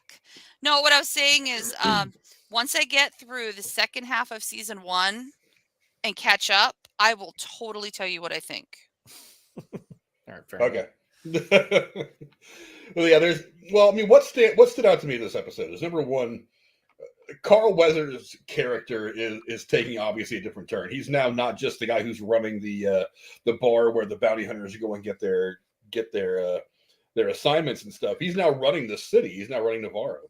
Yeah. And he's trying to make a legitimate run out of things. I think that's probably going to be an interesting plot point moving forward, because I think eventually his character might get put in a position where it's going to be, you either continue to run the city the way that you want to run it, or you're going to have to pick a side with the people like, Din Djarin or those pirates from this episode or whatever. He may get put in a position that he's not going to like by the end of the season. So that's going to be an interesting plot point if that comes up. The other thing that jumped out at me, obviously, is there's still something brewing between him and Bo-Katan. I think that the whole purpose of this scene was to remind people that while it's not going to pop off in this episode, she's still pissed. She still wants to get her hands in the Darksaber, and she is 100% ready to, in her time, take out Din Djarin to get that black saber. Like she wants the power. Mm-hmm. And I think you can tell by the look in her eyes and the way that she interacts with him through that one scene that she is going to be a significant part of this at some point later this season. I mean, you have to win it in combat, so she might be trying to play her pieces right. So yeah, right. And I thought it was interesting that she's like, they all left me or something like that, and now they're all, everybody broke up with their separate ways or whatever she said in the episode. And I'm like, I somehow think that she's misleading him, because she's. Now, maybe it is right to an extent, but I mean, obviously there's going to be at least a couple of people that are still going to be on her side. And she's going to need some help to put the pieces in place, like you said, and to make sure that Din Djarin is where she needs him to be to make the move that she's going to make to try to get the Darksaber. Well, all Din Djarin's got to do is give this man a call right here. That battle scene between just the two of them, they took out a whole town of people. But also, don't forget, I mean, black guy from last season, Giancarlo Moff Gideon. Oh, Moff Gideon. Yeah. They say that Moff Gideon has been arrested or is in custody now, but I find it hard to believe that he's not going to be a significant player in this series moving forward. If not this year, maybe in the future, because he is just too damn good in that role. It's like, it's Giancarlo Esposito. You can't just not use him. So. Yeah, that guy is an absolute fucking beast. He is one of the great Star Wars bad guys. Mm-hmm. I mean, I put him right now up there with Darth Vader as like his intensity and his danger level, what he's willing to do to win. I mean, he is Darth Vader without having any of the light side in him at all. And it would be a damn shame to not have him back at some point. Again, maybe not this season, probably next season. But yeah, so I'm interested in how that's going to play out. Another question I have is, what is Grogu to him right now? I mean, because he completed his mission. Sidekick, he got Grogu to the Jedi. Luke came and got him last year. I actually watched that badass scene where Luke wrecked shop just about a couple hours ago, and before I came in here to finish the stream together, just because I wanted to watch it. So he takes him, and yes, they got back together. Grogu decided to not train as a Jedi, but to hang out with Din Djarin, and that's fine. But what is Grogu to him now? Because he's going to have more purpose. Well, you have that scene where he's saying, as a Mandalorian, it's not just about fighting. You have to know how to navigate the galaxy. And I was thinking as I was watching that, I'm like, so are you training him to be a bounty hunter? Are you training him to one day put on his own mask? Because I mean, it'd be pretty dope to see somebody Yoda size in a Mandalorian helmet with a fucking backpack and the fucking. How the hell are you going to tuck them ears in that helmet? I don't know. We'll find out. Maybe I don't know. Maybe eventually he has his own. Maybe when he gets back to the armor and he's like, "Hey, make him a fucking suit of armor, damn it!" I proved myself. I don't know. I mean, maybe that's kind of where they're at the end of the season, where he's just like, I'm gonna make a Mandalorian bounty hunter out of you, and that's how it's gonna go for him. I don't know, but I'm curious as to exactly what he is now, because now that there isn't that dynamic of I have to get this thing to the Jedi so that he can find his destiny or whatever. That now that he's just hanging out with him on a permanent basis, what is the purpose? What is he gonna do with him? Well, marketing, we can't just not have Grogu. True. Yeah, you can't just not have Grogu in here. Right. I honestly thought that most of this season, I figured they would get back together at some point, but I honestly thought that most of this season was going to be like the journey of these two back together. So that's why I was kind of jarred when it happened all in one episode in Boba Fett. I was like, that could have been a significant plot point to season 3. Yeah. Of his training, and then it comes to the point where he makes a decision. And then the last couple episodes of this season of Mandalorian, that's when they get back together and they end up together doing whatever. And then maybe he decides to train him as a bounty hunter. I don't know, but it's I don't quite understand what they are together now yet. But that's just me. The other thing you mentioned already is IG-8 coming back. I thought that was a pretty cool scene when they're working on him and he reverted back to his old program and he goes after Grogu for a minute, and then I thought that was pretty wild. I do like the idea of having IG-8 back. Also, I kind of like the fact that you get one of those. Yeah, you get one of those cute Grogu scenes where he wants to hug one of those little bitty robot mechanic guys. Oh yeah, and he's just like, "No, put him down. You can't keep him." that was one of those fun little Grogu scenes. The scene where he takes the candy off using the Force, that one made me laugh too. He's sitting there spinning in the chair, just like, I'm like, he's a little kid. I love him. Like, even like as a dad, he's like, stop. Like he stopped the chair, like quit. Right. Also, I thought it was interesting the way that they explained Cara Dune not being there. Yeah, he does that line of dialogue. She got after arresting Moff Gideon, they recruited her into Special Forces. That explains why she's not in there right now. However, that Jon Favreau did say that while she's not in this season, and yes, they've decided to part ways with Gina Carano, that they said that she's still out there, that she's still a part of the universe. Yeah. So I would imagine there's probably going to be things that she does off camera, away from what we're seeing, that are going to impact this. And like maybe there'll be an email that he gets from Cara. That sounds vague, by the way. Very vague. Whatever. I mean, it does look? I still think that eventually they may end up bringing her back. I mean, I would, because either bring her back or they rehired James Gunn, so why not?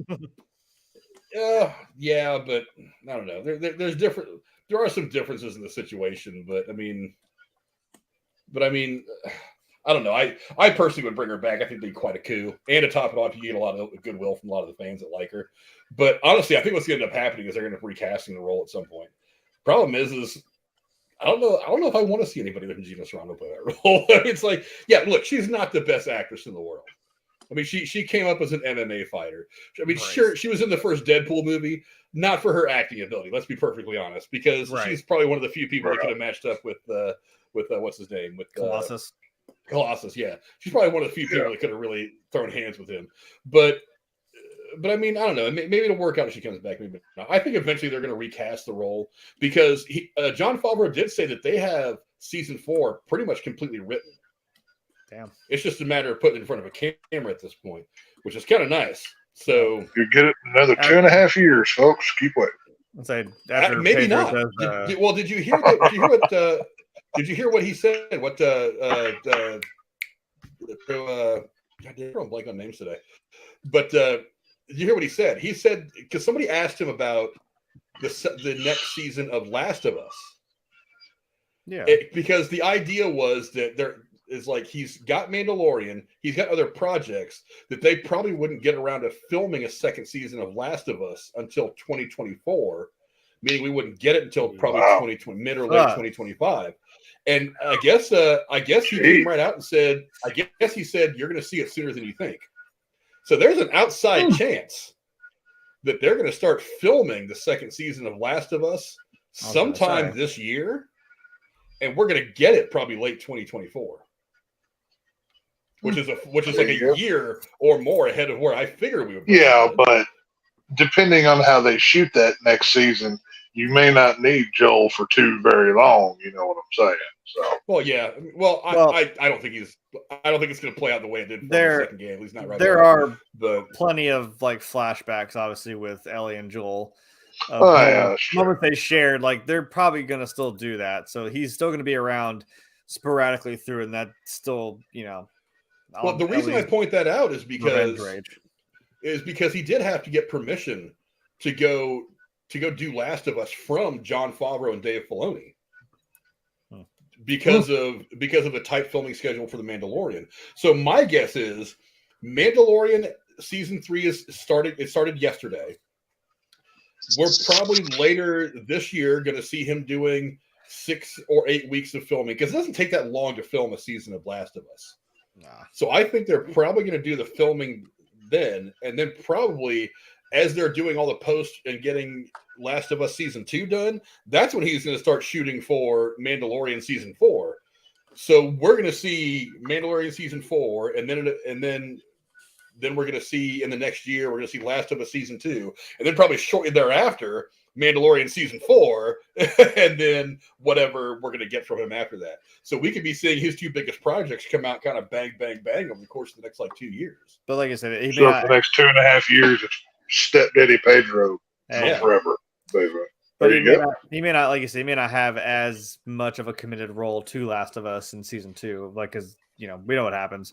But like I said, there are still flashbacks. So, but you could quickly, you know, like Ellie's birthday and like Ellie trying to forgive Joel for all the stuff he did, which I'm not going to spoil too much, but you could pretty easily knock all those things out, and you know. Well, it'll be interesting to see which show is more successful. Obviously, I mean, both of these are on different streaming platforms, and I don't think Disney or HBO Max releases ratings or numbers for their streaming services. But I'd be kind of curious to see which one of his projects outdoes the other, though. You know what I mean? I don't know. Well, right now they're both hot as shit. Yeah. That's what I'm saying. That's what makes it so interesting. Yeah. It's one thing to, I mean, you have the top 2 products on TV right now. Does it really matter which one's number 1? It's like having like 3 of the top 5 hits in the Billboard Top 100. Does it really matter which one is on top? You got 3 of the top 5. But yeah, I don't know. I thought it was really what's coming for this season, which is interesting. Again, I'm really jacked up about what this season's going to bring. The one storyline that I'm most interested in is what's going to happen between him and Bo-Katan, because that seems to me like that's the one that makes the most difference for Mandalorian as a whole. You know what I mean? Because I know he seems content to go do the bounty hunter thing. Him and the kid just roll around the universe and collecting bounties and stuff like that. But he does still have this big spot in his heart for the Mandalore way of life and stuff like that. And if he's going to eventually feel like that he's in a position to Mandalore, and if what he thinks is in contrast to what she thinks, that's where there's going to be a lot of heat and a lot of friction. But so I like the fact that it's being set up for something like that. So that's the most interesting plot line that they kind of introduced in this episode for me. There was one question I had. You see that one Mandalorian that had the spikes on the helmet like Darth Maul had on his head? That was awesome. Is that just you know, a happenstance, or is there a connection there? I think it just happened to be that way. I mean, because you notice all their helmets, are kind of unique to them. It is very much right. Like, well, it's the paint job, the style, like the stuff on it. Like you said, he got the little insignia of that beast on his little shoulder pauldron. So yeah, it's like, I mean, it is like real life. You know, your armor will tell a whole story or tell you a whole thing about you. So that's kind of where they're coming from. So unless underneath there, I mean, we'll never know, I guess. But unless underneath there, he's a Sith or a Zabrak like Darth Maul is. I mean, he could be. We don't know. I know in the Clone Wars animated show. There's a reason why I bring it up. Darth Maul had like his own team of like Mandalorians that followed him or something. Or could we be getting like a return of the Darth Maul to this world? Which I would love to see because he's one of my favorite Star Wars guys. You don't think so? There was a lot of blowback from him being at the end of the Solo movie. People were like, "Really? Come on!" We saw him get cut in half by. Well, we saw him get cut in half. I thought, look, I was very much the same way. I'm like, fuck him, he died in the first movie. Now it is a shame because he was one of the coolest. Oh, he's so cool, dude. Like, however, I mean, I know, I love his Star whatever. Right. I had that was a big pill I had to swallow with the Clone Wars. I'm like, whatever, okay, fine, he's back. He's got his little stupid robot legs, whatever. Yeah. But it's still interesting seeing him be there. But I was like thinking of the timeline of Solo. You're welcome, Cora. The stupid little robot legs. I'm just imagining like robot legs dancing on their own with a body attached. Go Google it. It's bad. it looks kind of ridiculous. I mean, we already kind of did that though. And was it? No, it was Boba Fett, right?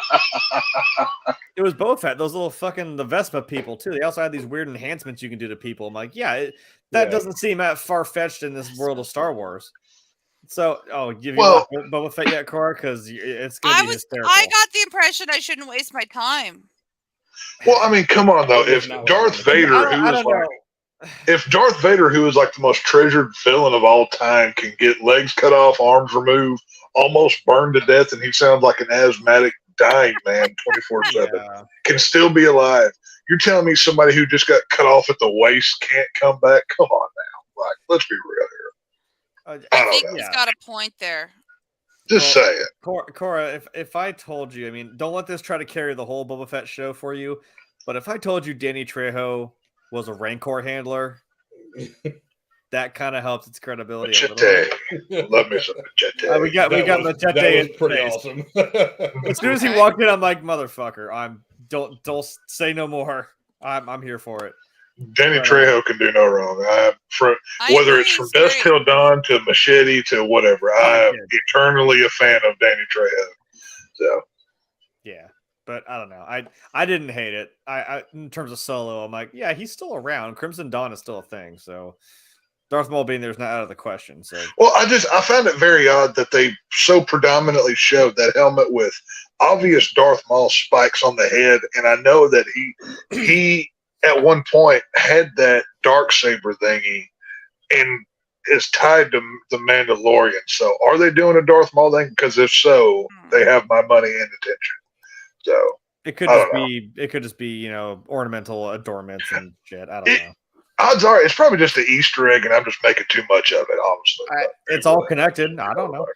But hey, some Easter eggs end up being really pivotal. Right. Predicted things, so don't undercredit yourself on this. So right. Speaking of which, I want to know who that fucking kid was. All of a sudden, we're just like christening this new kid into the Mandalorian. I'm like, what? Right. And then we got interrupted by. I honestly thought that was a flashback at first to him being christened like an official. That's what I thought too. Guess. That's what I thought. Yeah. But because I thought I was like, it would make sense because as he's getting christened in and getting jumped in or however you want to put it, and baptized whatever as a Mandalore. For one, the kid looked a lot like him. He did kind of look a lot like the young Boba Fett that we saw in the prequels. Yeah, right. Jango Fett's kid. So he looked a lot like him. So I was kind of like, well, maybe this could be him.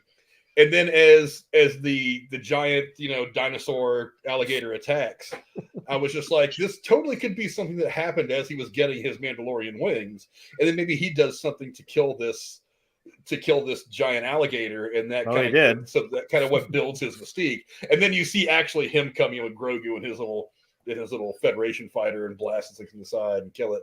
I was like, oh, so he just rolls up in here and kind of takes care of it. Okay, right. I was kind of hoping it was a flashback because that would have kind of added to the mystique of who Din Djarin is. But it was still a pretty badass scene the way it played out. Well, Now, this is going to sound stupid when I ask it, but I'm sincere when I do. So, I mean, laugh if you want. I don't really care. Do they have air conditioning in those helmets that they wear all the time? Because you know that's got to be hotter than hell all the time. Probably. I would imagine they do. I mean, Galaxy far away. I mean, why not? You know what I'm saying? Like, come on, man. That's going to be a miserable life to live. You wear a trash can on your head 24/7. I mean, they talk about the stormtroopers being able to in the newer movies about stormtroopers being able to filter out particulates and stuff, but not certain things. So I would imagine if the Empire's got that kind of technology, then I would imagine the Mandalorians have it. Yeah, I'm like, if you're looking at all the technology that's in Vader's suit alone, it's like, yeah, they probably do. These are people. This is a race of people that went to war with the Jedi. So I mean, yeah. You're gonna be comfy when you're trying to fight, space wizards with lightsabers. So probably. Space wizards with lightsabers. They're space wizards, man. I don't know what to tell you. I'm calling them space wizards from now on. That's what I call them. Hey, they were smart enough to use like actual like metallic bullets because they're like, oh, they're blast. They can block blasters, and they're like, yeah, you can't block this. Right. When you gotta swing that away, it fragments and it kills them. That's how they outsmarted the Jedi. I'm like, yeah, real bullets. Funny. Boom. I don't know. I do like the idea of a tiny little Jedi Grogu bounty hunter thingy with the weird helmet over his floppy ears. I can't wait to get the toy of that because they're going to market the hell out of that thing. So, or they can make his little orb out of the Beskar and just that's his little battle thing. Oh, that's right. That's not a bad idea, actually. Well, I guarantee you, there's Beskar chainmail. There's probably fan art of Grogu with a Mandalorian helmet on already, somewhere on the internet somewhere. There's one where it had like the scene of Luke Skywalker where he's like choose, and he just says like, ah, screw you. He took both. He's got the chainmail. He's got like a gun. And he's got his little lightsaber. I'm like, hell yeah. That one is Grogu as the clicker. Like I said, that's some nightmare fuel right there. You're done, buddy. Or you could just cut little holes and let his little ears stick out. It'd be adorable. Oh, that'd be so. Like you said, those helmets are highly personalized for every bounty hunter. Yeah, put a little slit in the side so he can slide it right over his ears. Makes sense. He could have an Iron Man helmet where like the face comes up and goes back down and just that's how his work. You know what I mean? Almost like Captain America's. He's got the eye holes, but he's got like his little ear still sticking out. You know what I mean? Like just a little chin strap and hell yeah, you could do it. One of the things that I've always wanted to see touched upon in Star Wars that never has been, and maybe they plan on doing this at some point, I don't know, is the idea of the Gray Jedi. I think they tried. I wonder if that's kind of what Grogu could be. I think they tried to do that with the older version of Luke Skywalker because he wasn't really one or the other, and he kind of shut himself off. I think he was considered to be a Gray Jedi, but yeah, I would love to see him explore it more. So. Let's see. As much as I give it crap because I'm like, oh wow, you can't decide. You're on the fence. How fucking boring are you? But I don't know. Gray Jedi are ones that use the light and the dark side. Correct? They're like somewhere in the middle of them. Yeah, and they're like, and their ideology isn't really like, oh, it's dark side or it's all light side. It is like they are really truly the balance of the Force. Like, I mean, but to be fair, I've always seen the Jedi as very, very much one-sided. Like, I mean, you're kidnapping children. Like, oh yeah, can't see mommy anymore. We're gonna brainwash you. Like if you don't see that as a problem, then you've got issues. It's not like the Sith don't do it too, though. Yeah, but the Sith are so much cooler when they do it, though. I always want. I know. It's again different ideology, but they do kind of do the same thing. They hang out on planets surrounded by lava. they have a whole planet. You wouldn't want. That would be so cool to have a layer on a lava planet. Yeah, it'd be a little hot. You need to get air conditioning. Vader did that. It's better than having Mace Windu tell you what to do all the time. That was going to get old real quick.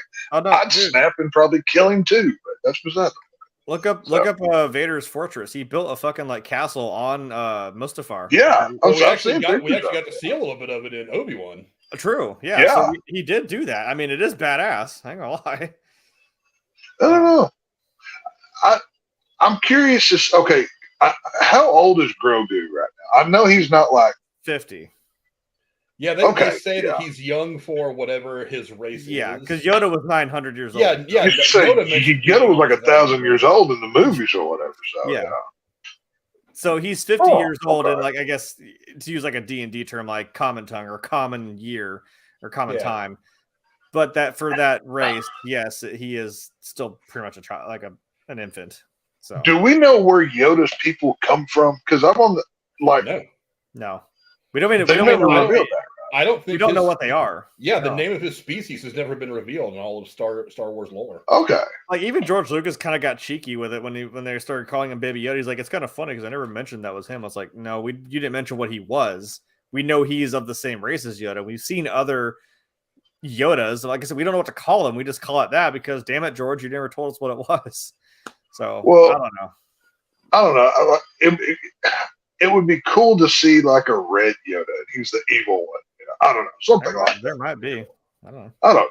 It could be something. There might be an evil Jedi out there that is of Yoda's race. Wouldn't that be wild? Even though it's not canon, was he a bounty hunter? There was a female of Yaddle Yoda's species. Yaddle. Yaddle. Yeah. I mean of a Gungan who was like a Sith, and he was like red, and he had like a no. There was one that was a bounty hunter, and he had like a missing Darth Jar Jar. No, because see, I was gonna say in the definitely not canon game of Force Unleashed, there was an enemy that was a Gungan. I don't think he was a Jedi, but he was like a bounty hunter of some sort. I still say that Darth Jar Jar would have been really cool to see. I wish we would have gotten to see it, but I know I'm the minority. We don't know how long Gungans live. Who knows? Well, one of the big questions surrounding Grogu at all is how did he escape Order 66? Yeah, that is right. I've been trying to figure out how this timeline works. Maybe he ran into Cal Kestis. Now here's kind of that could be because there's a lot of people theorizing. Remember at the beginning of this episode when they're going through hyperspace and you see those things look like humpback whales that are swimming? What the hell was that? I know how he escaped, Frank. He was on Ryza on vacation. Yes, with Picard, yes. When Picard got mixed up with that brunette and that whole fucking archaeological thing, right? Yeah, because I'm a Star Trek nerd too. But so you're gonna say apparently I couldn't follow that. Apparently, those things that were swimming in hyperspace have something to do with Ezra or something like that, or some kind of connection to some of the animated stuff. I didn't get a chance to actually read this article. I was too busy trying to get stuff together. Yeah, from some of the animated stuff. Yeah, maybe or something like that. I forget what it is. That wasn't Clone Wars. What's that other animated show? Rebels. But Rebels. Is how did he escape Order 66? Because I was trying to think about the timeline. Mandalorian takes place after the events of Return of the Jedi. Yes. So I'm thinking to myself, this takes place a lot of years after Order 66. So yeah. Technically speaking, Grogu could have been there, and then all of a sudden it started to make sense. Because at first I was like, "There's like 30 years between these two things." Yeah, I don't know how they match up. And then I got to thinking about it. I'm like, "Where do we even start this whole journey?" We start this whole journey with somebody wanting Baby Yoda for one reason or another. The question still hasn't been answered as to why. Yeah, it was people from the Empire. Maybe like in Harry Potter, it was Potter, people from the Empire. Blood, his blood gives people immortal life. Maybe, but. We don't know why the Empire really wanted him. It just kind of is explained as to they wanted to study him or dissect him or whatever. But the question is how did they know he was even out there? And B, I mean, how did he escape the Jedi Temple? I mean, assuming that he was there as an even younger Grogu. So there's this theory going around that you could fix a couple of problems in Star Wars canon by saying that it was actually Jar Jar that got him out. That Jar Jar rolled up in there and was only able to save one youngling, so he was just like, "I'm going to hear that voice again. I'm going to have to." And that this is one of the things they could do is this is a way to try to give people a little bit better opinion of the whole Jar Jar character. Is he's the one that saved Grogu. That is a bold fucking step to take, though, because you are going to piss a lot of people off. John Favreau said that there is going to be an explanation as to how he escaped Order 66. At some point in the future, either this season or next season. So that's a big question. And there's a running theory out there that Jar Jar is the one that saved him. To be fair, we haven't had... Well, actually, it comes out in April now. They pushed the game back, but the sequel to Jedi Fallen Order comes out. So, I don't know. Maybe. I would love to see... Because, I mean, it is literally that guy who acted... who was in Gotham, right, as the Joker. Yeah. It's him being that character. Yeah. Like he is an actor. You could just put his character into something. Although I don't know if he'd have to be older, right? Because his thing takes place. They actually around the same time as the Obi-Wan series. So this is not too long after. This is between 3 and 4. So he'd have to be pretty old, actually. Maybe, I don't know. Timeline is breaking my mind. I don't know. I understand nothing about the Star Wars timeline, anything past the number of which movie's supposed to follow which one. Once you start putting in this series and that not comic book, but this video game and this animated series, it gets so muddled up for me. And then, like, I was watching videos. Translation guide to know what order I was watching a video today they're talking about the Mandalorian timeline and how it fits into blah, blah, blah. And I'm like, you might as well be speaking in French because I don't understand anything you're saying. And, it's only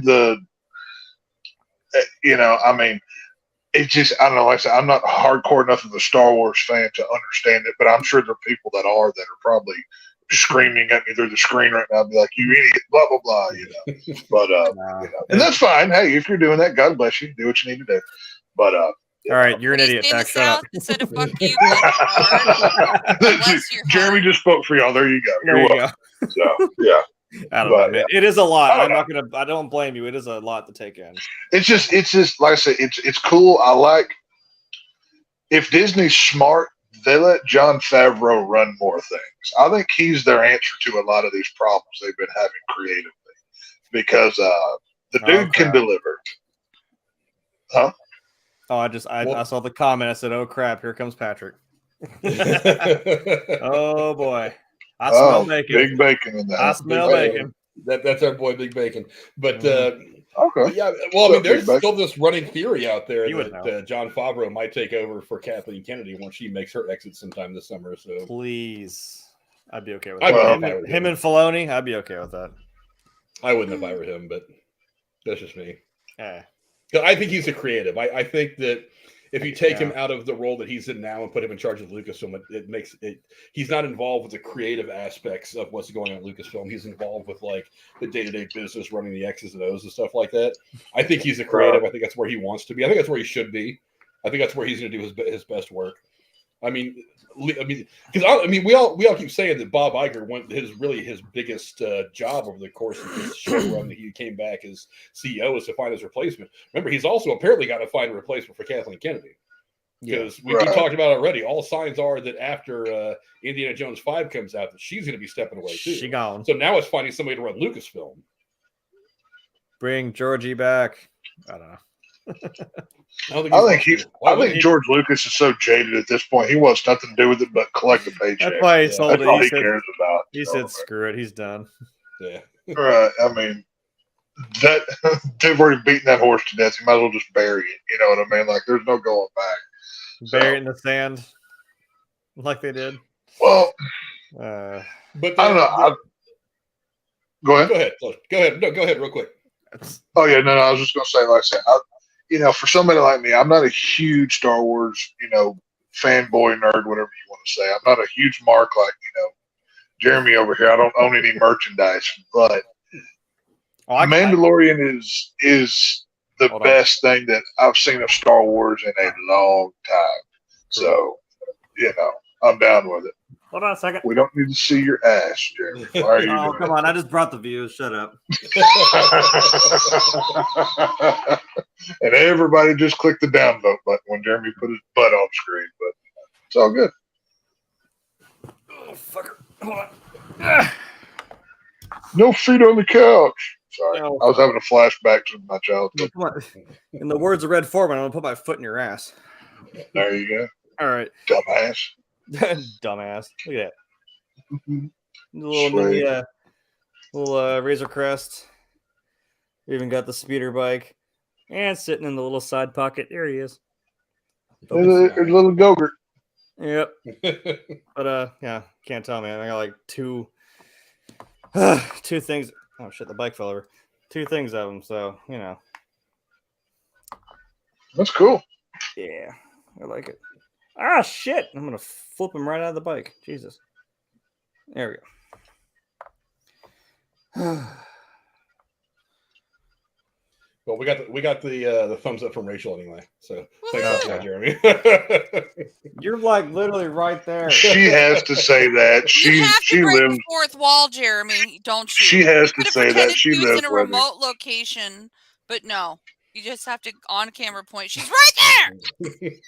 Well, I'm sorry I broke the illusion for everybody. I don't typically try to stare right at the camera because I'm like, it's not there. I know to ignore it, but and also no Big Bacon. I don't have that because I don't have that kind of money. If I did, sure, I would definitely have the full size. Hey, to be fair, you asked me about the full sized Falcon, the $800, like the big Falcon. I mean, holy, Jeez. do I not have some cred that I at least have that thing? Because it was fun. He even asked me, "What'd you think of it?" I'm like, "Well, it was fun. Just don't mess up because you'll hate yourself later." Yeah. Right. I put something in. We put something in backwards, but it somehow still fit. But it didn't fit when we put it together collectively. So I'm like, I don't know. That took me a long time to figure out. And luckily, it was at the end. It was the cockpit, the little turn where the cockpit goes up to the front. But yes, make sure you take your time and do it right because you're going to be banging your head into the wall if you don't. Well, on the subject of Mandalorian, there is a birthday to celebrate today, related to the Mandalorian. Uh-oh.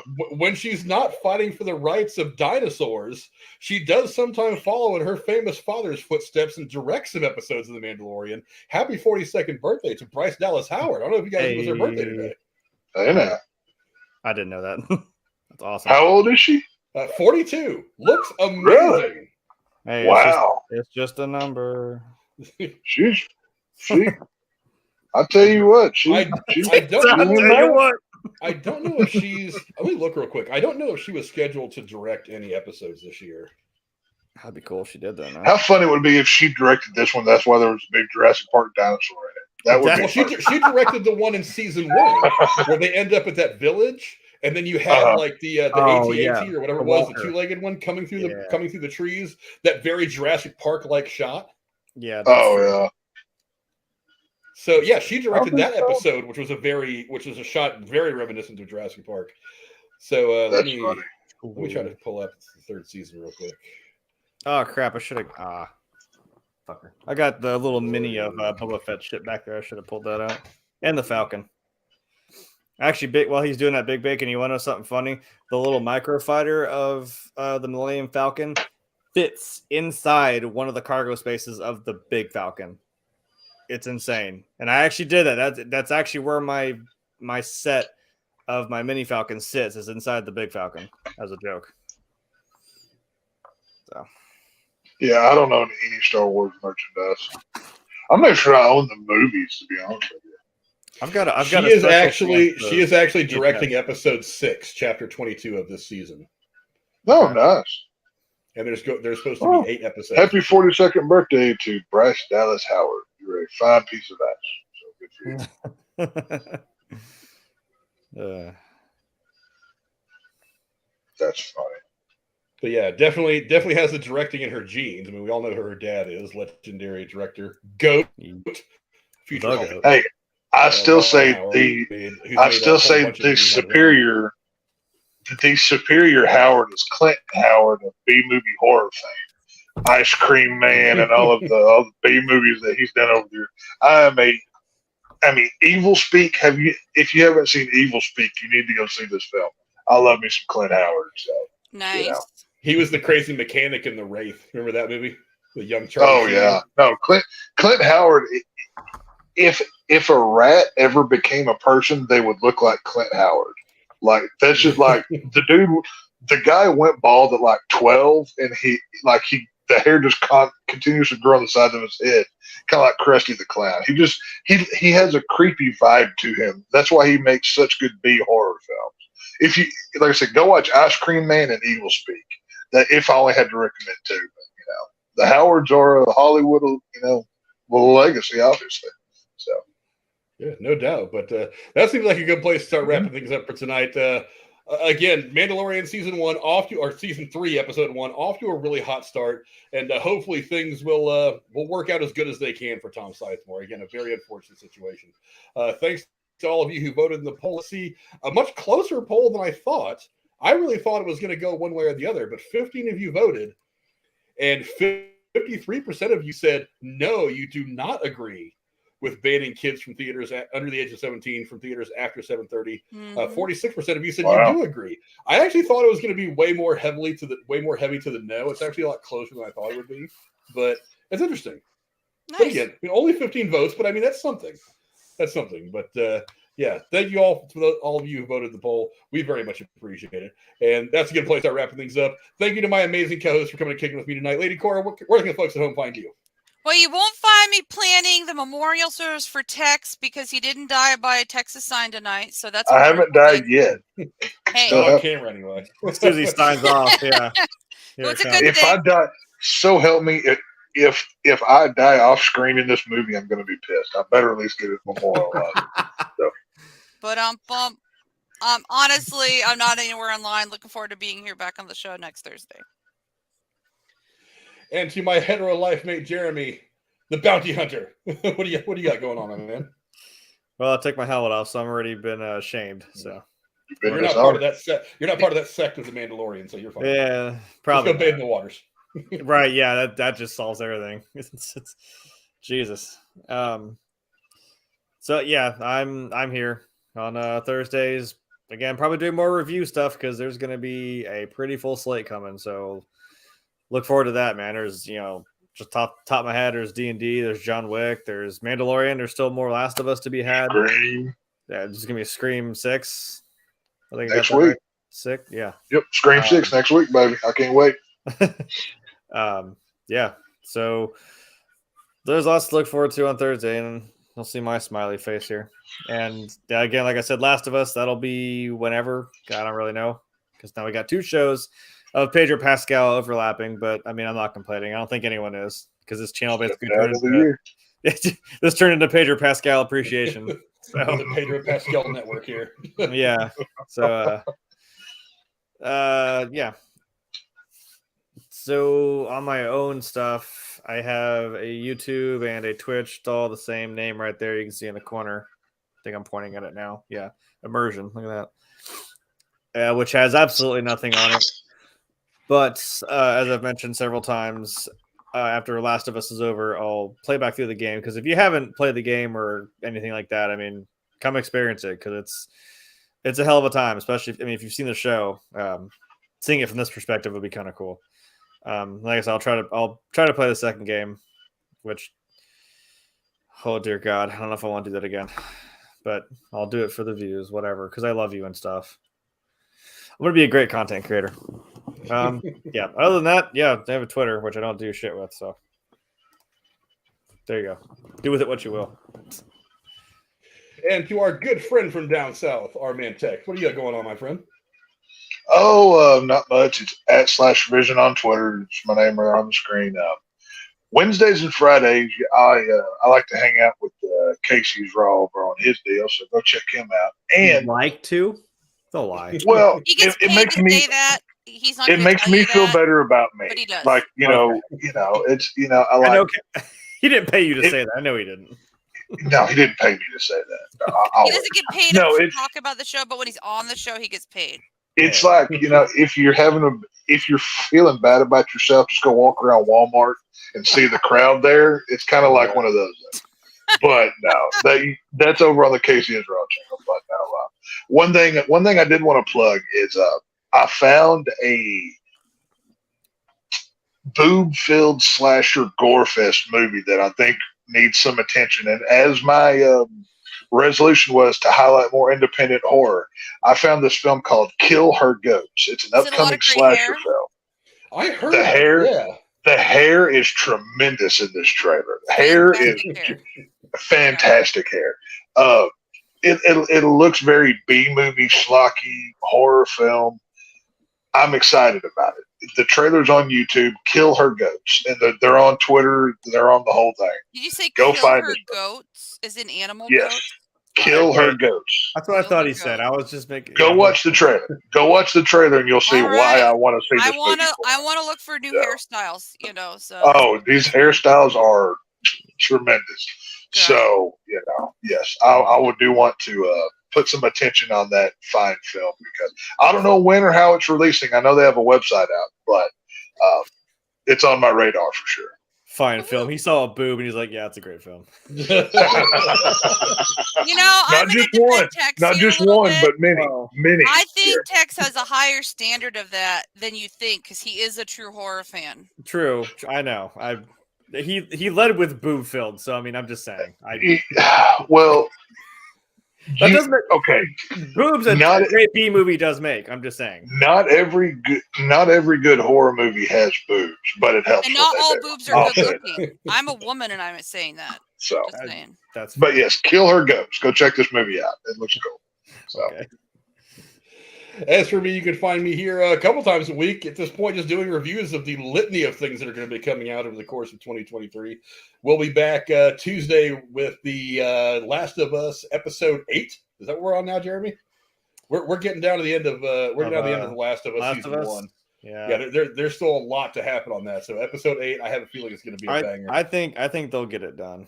Yeah, and we'll be back for that. And of course, next Thursday we'll be back with probably a couple of news stories and episode 2 of season 3 of The Mandalorian.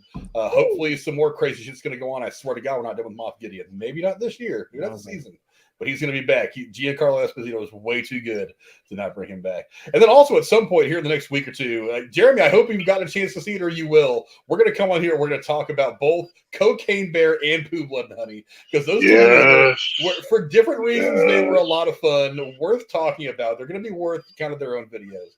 But we'll get on here and do a quick review of those. It won't be a long review, but it'll definitely be a review coming up at some point here in the next week or so. I love it. I'll work it out with the guys that want to be involved, and we'll get those up because I think those are movies that are worth talking about. And of course, also Creed 3 comes out tomorrow. I'm probably going to go see it sometime Saturday. So there will be a quick out of the theater review coming up of Creed 3 coming up the next few days. So keep an eye on the channel for that. Don't forget to like and share and do all that stuff. Thank you guys all for coming and hanging out. I very much appreciate it. We will see you guys later on. Adios. Bye.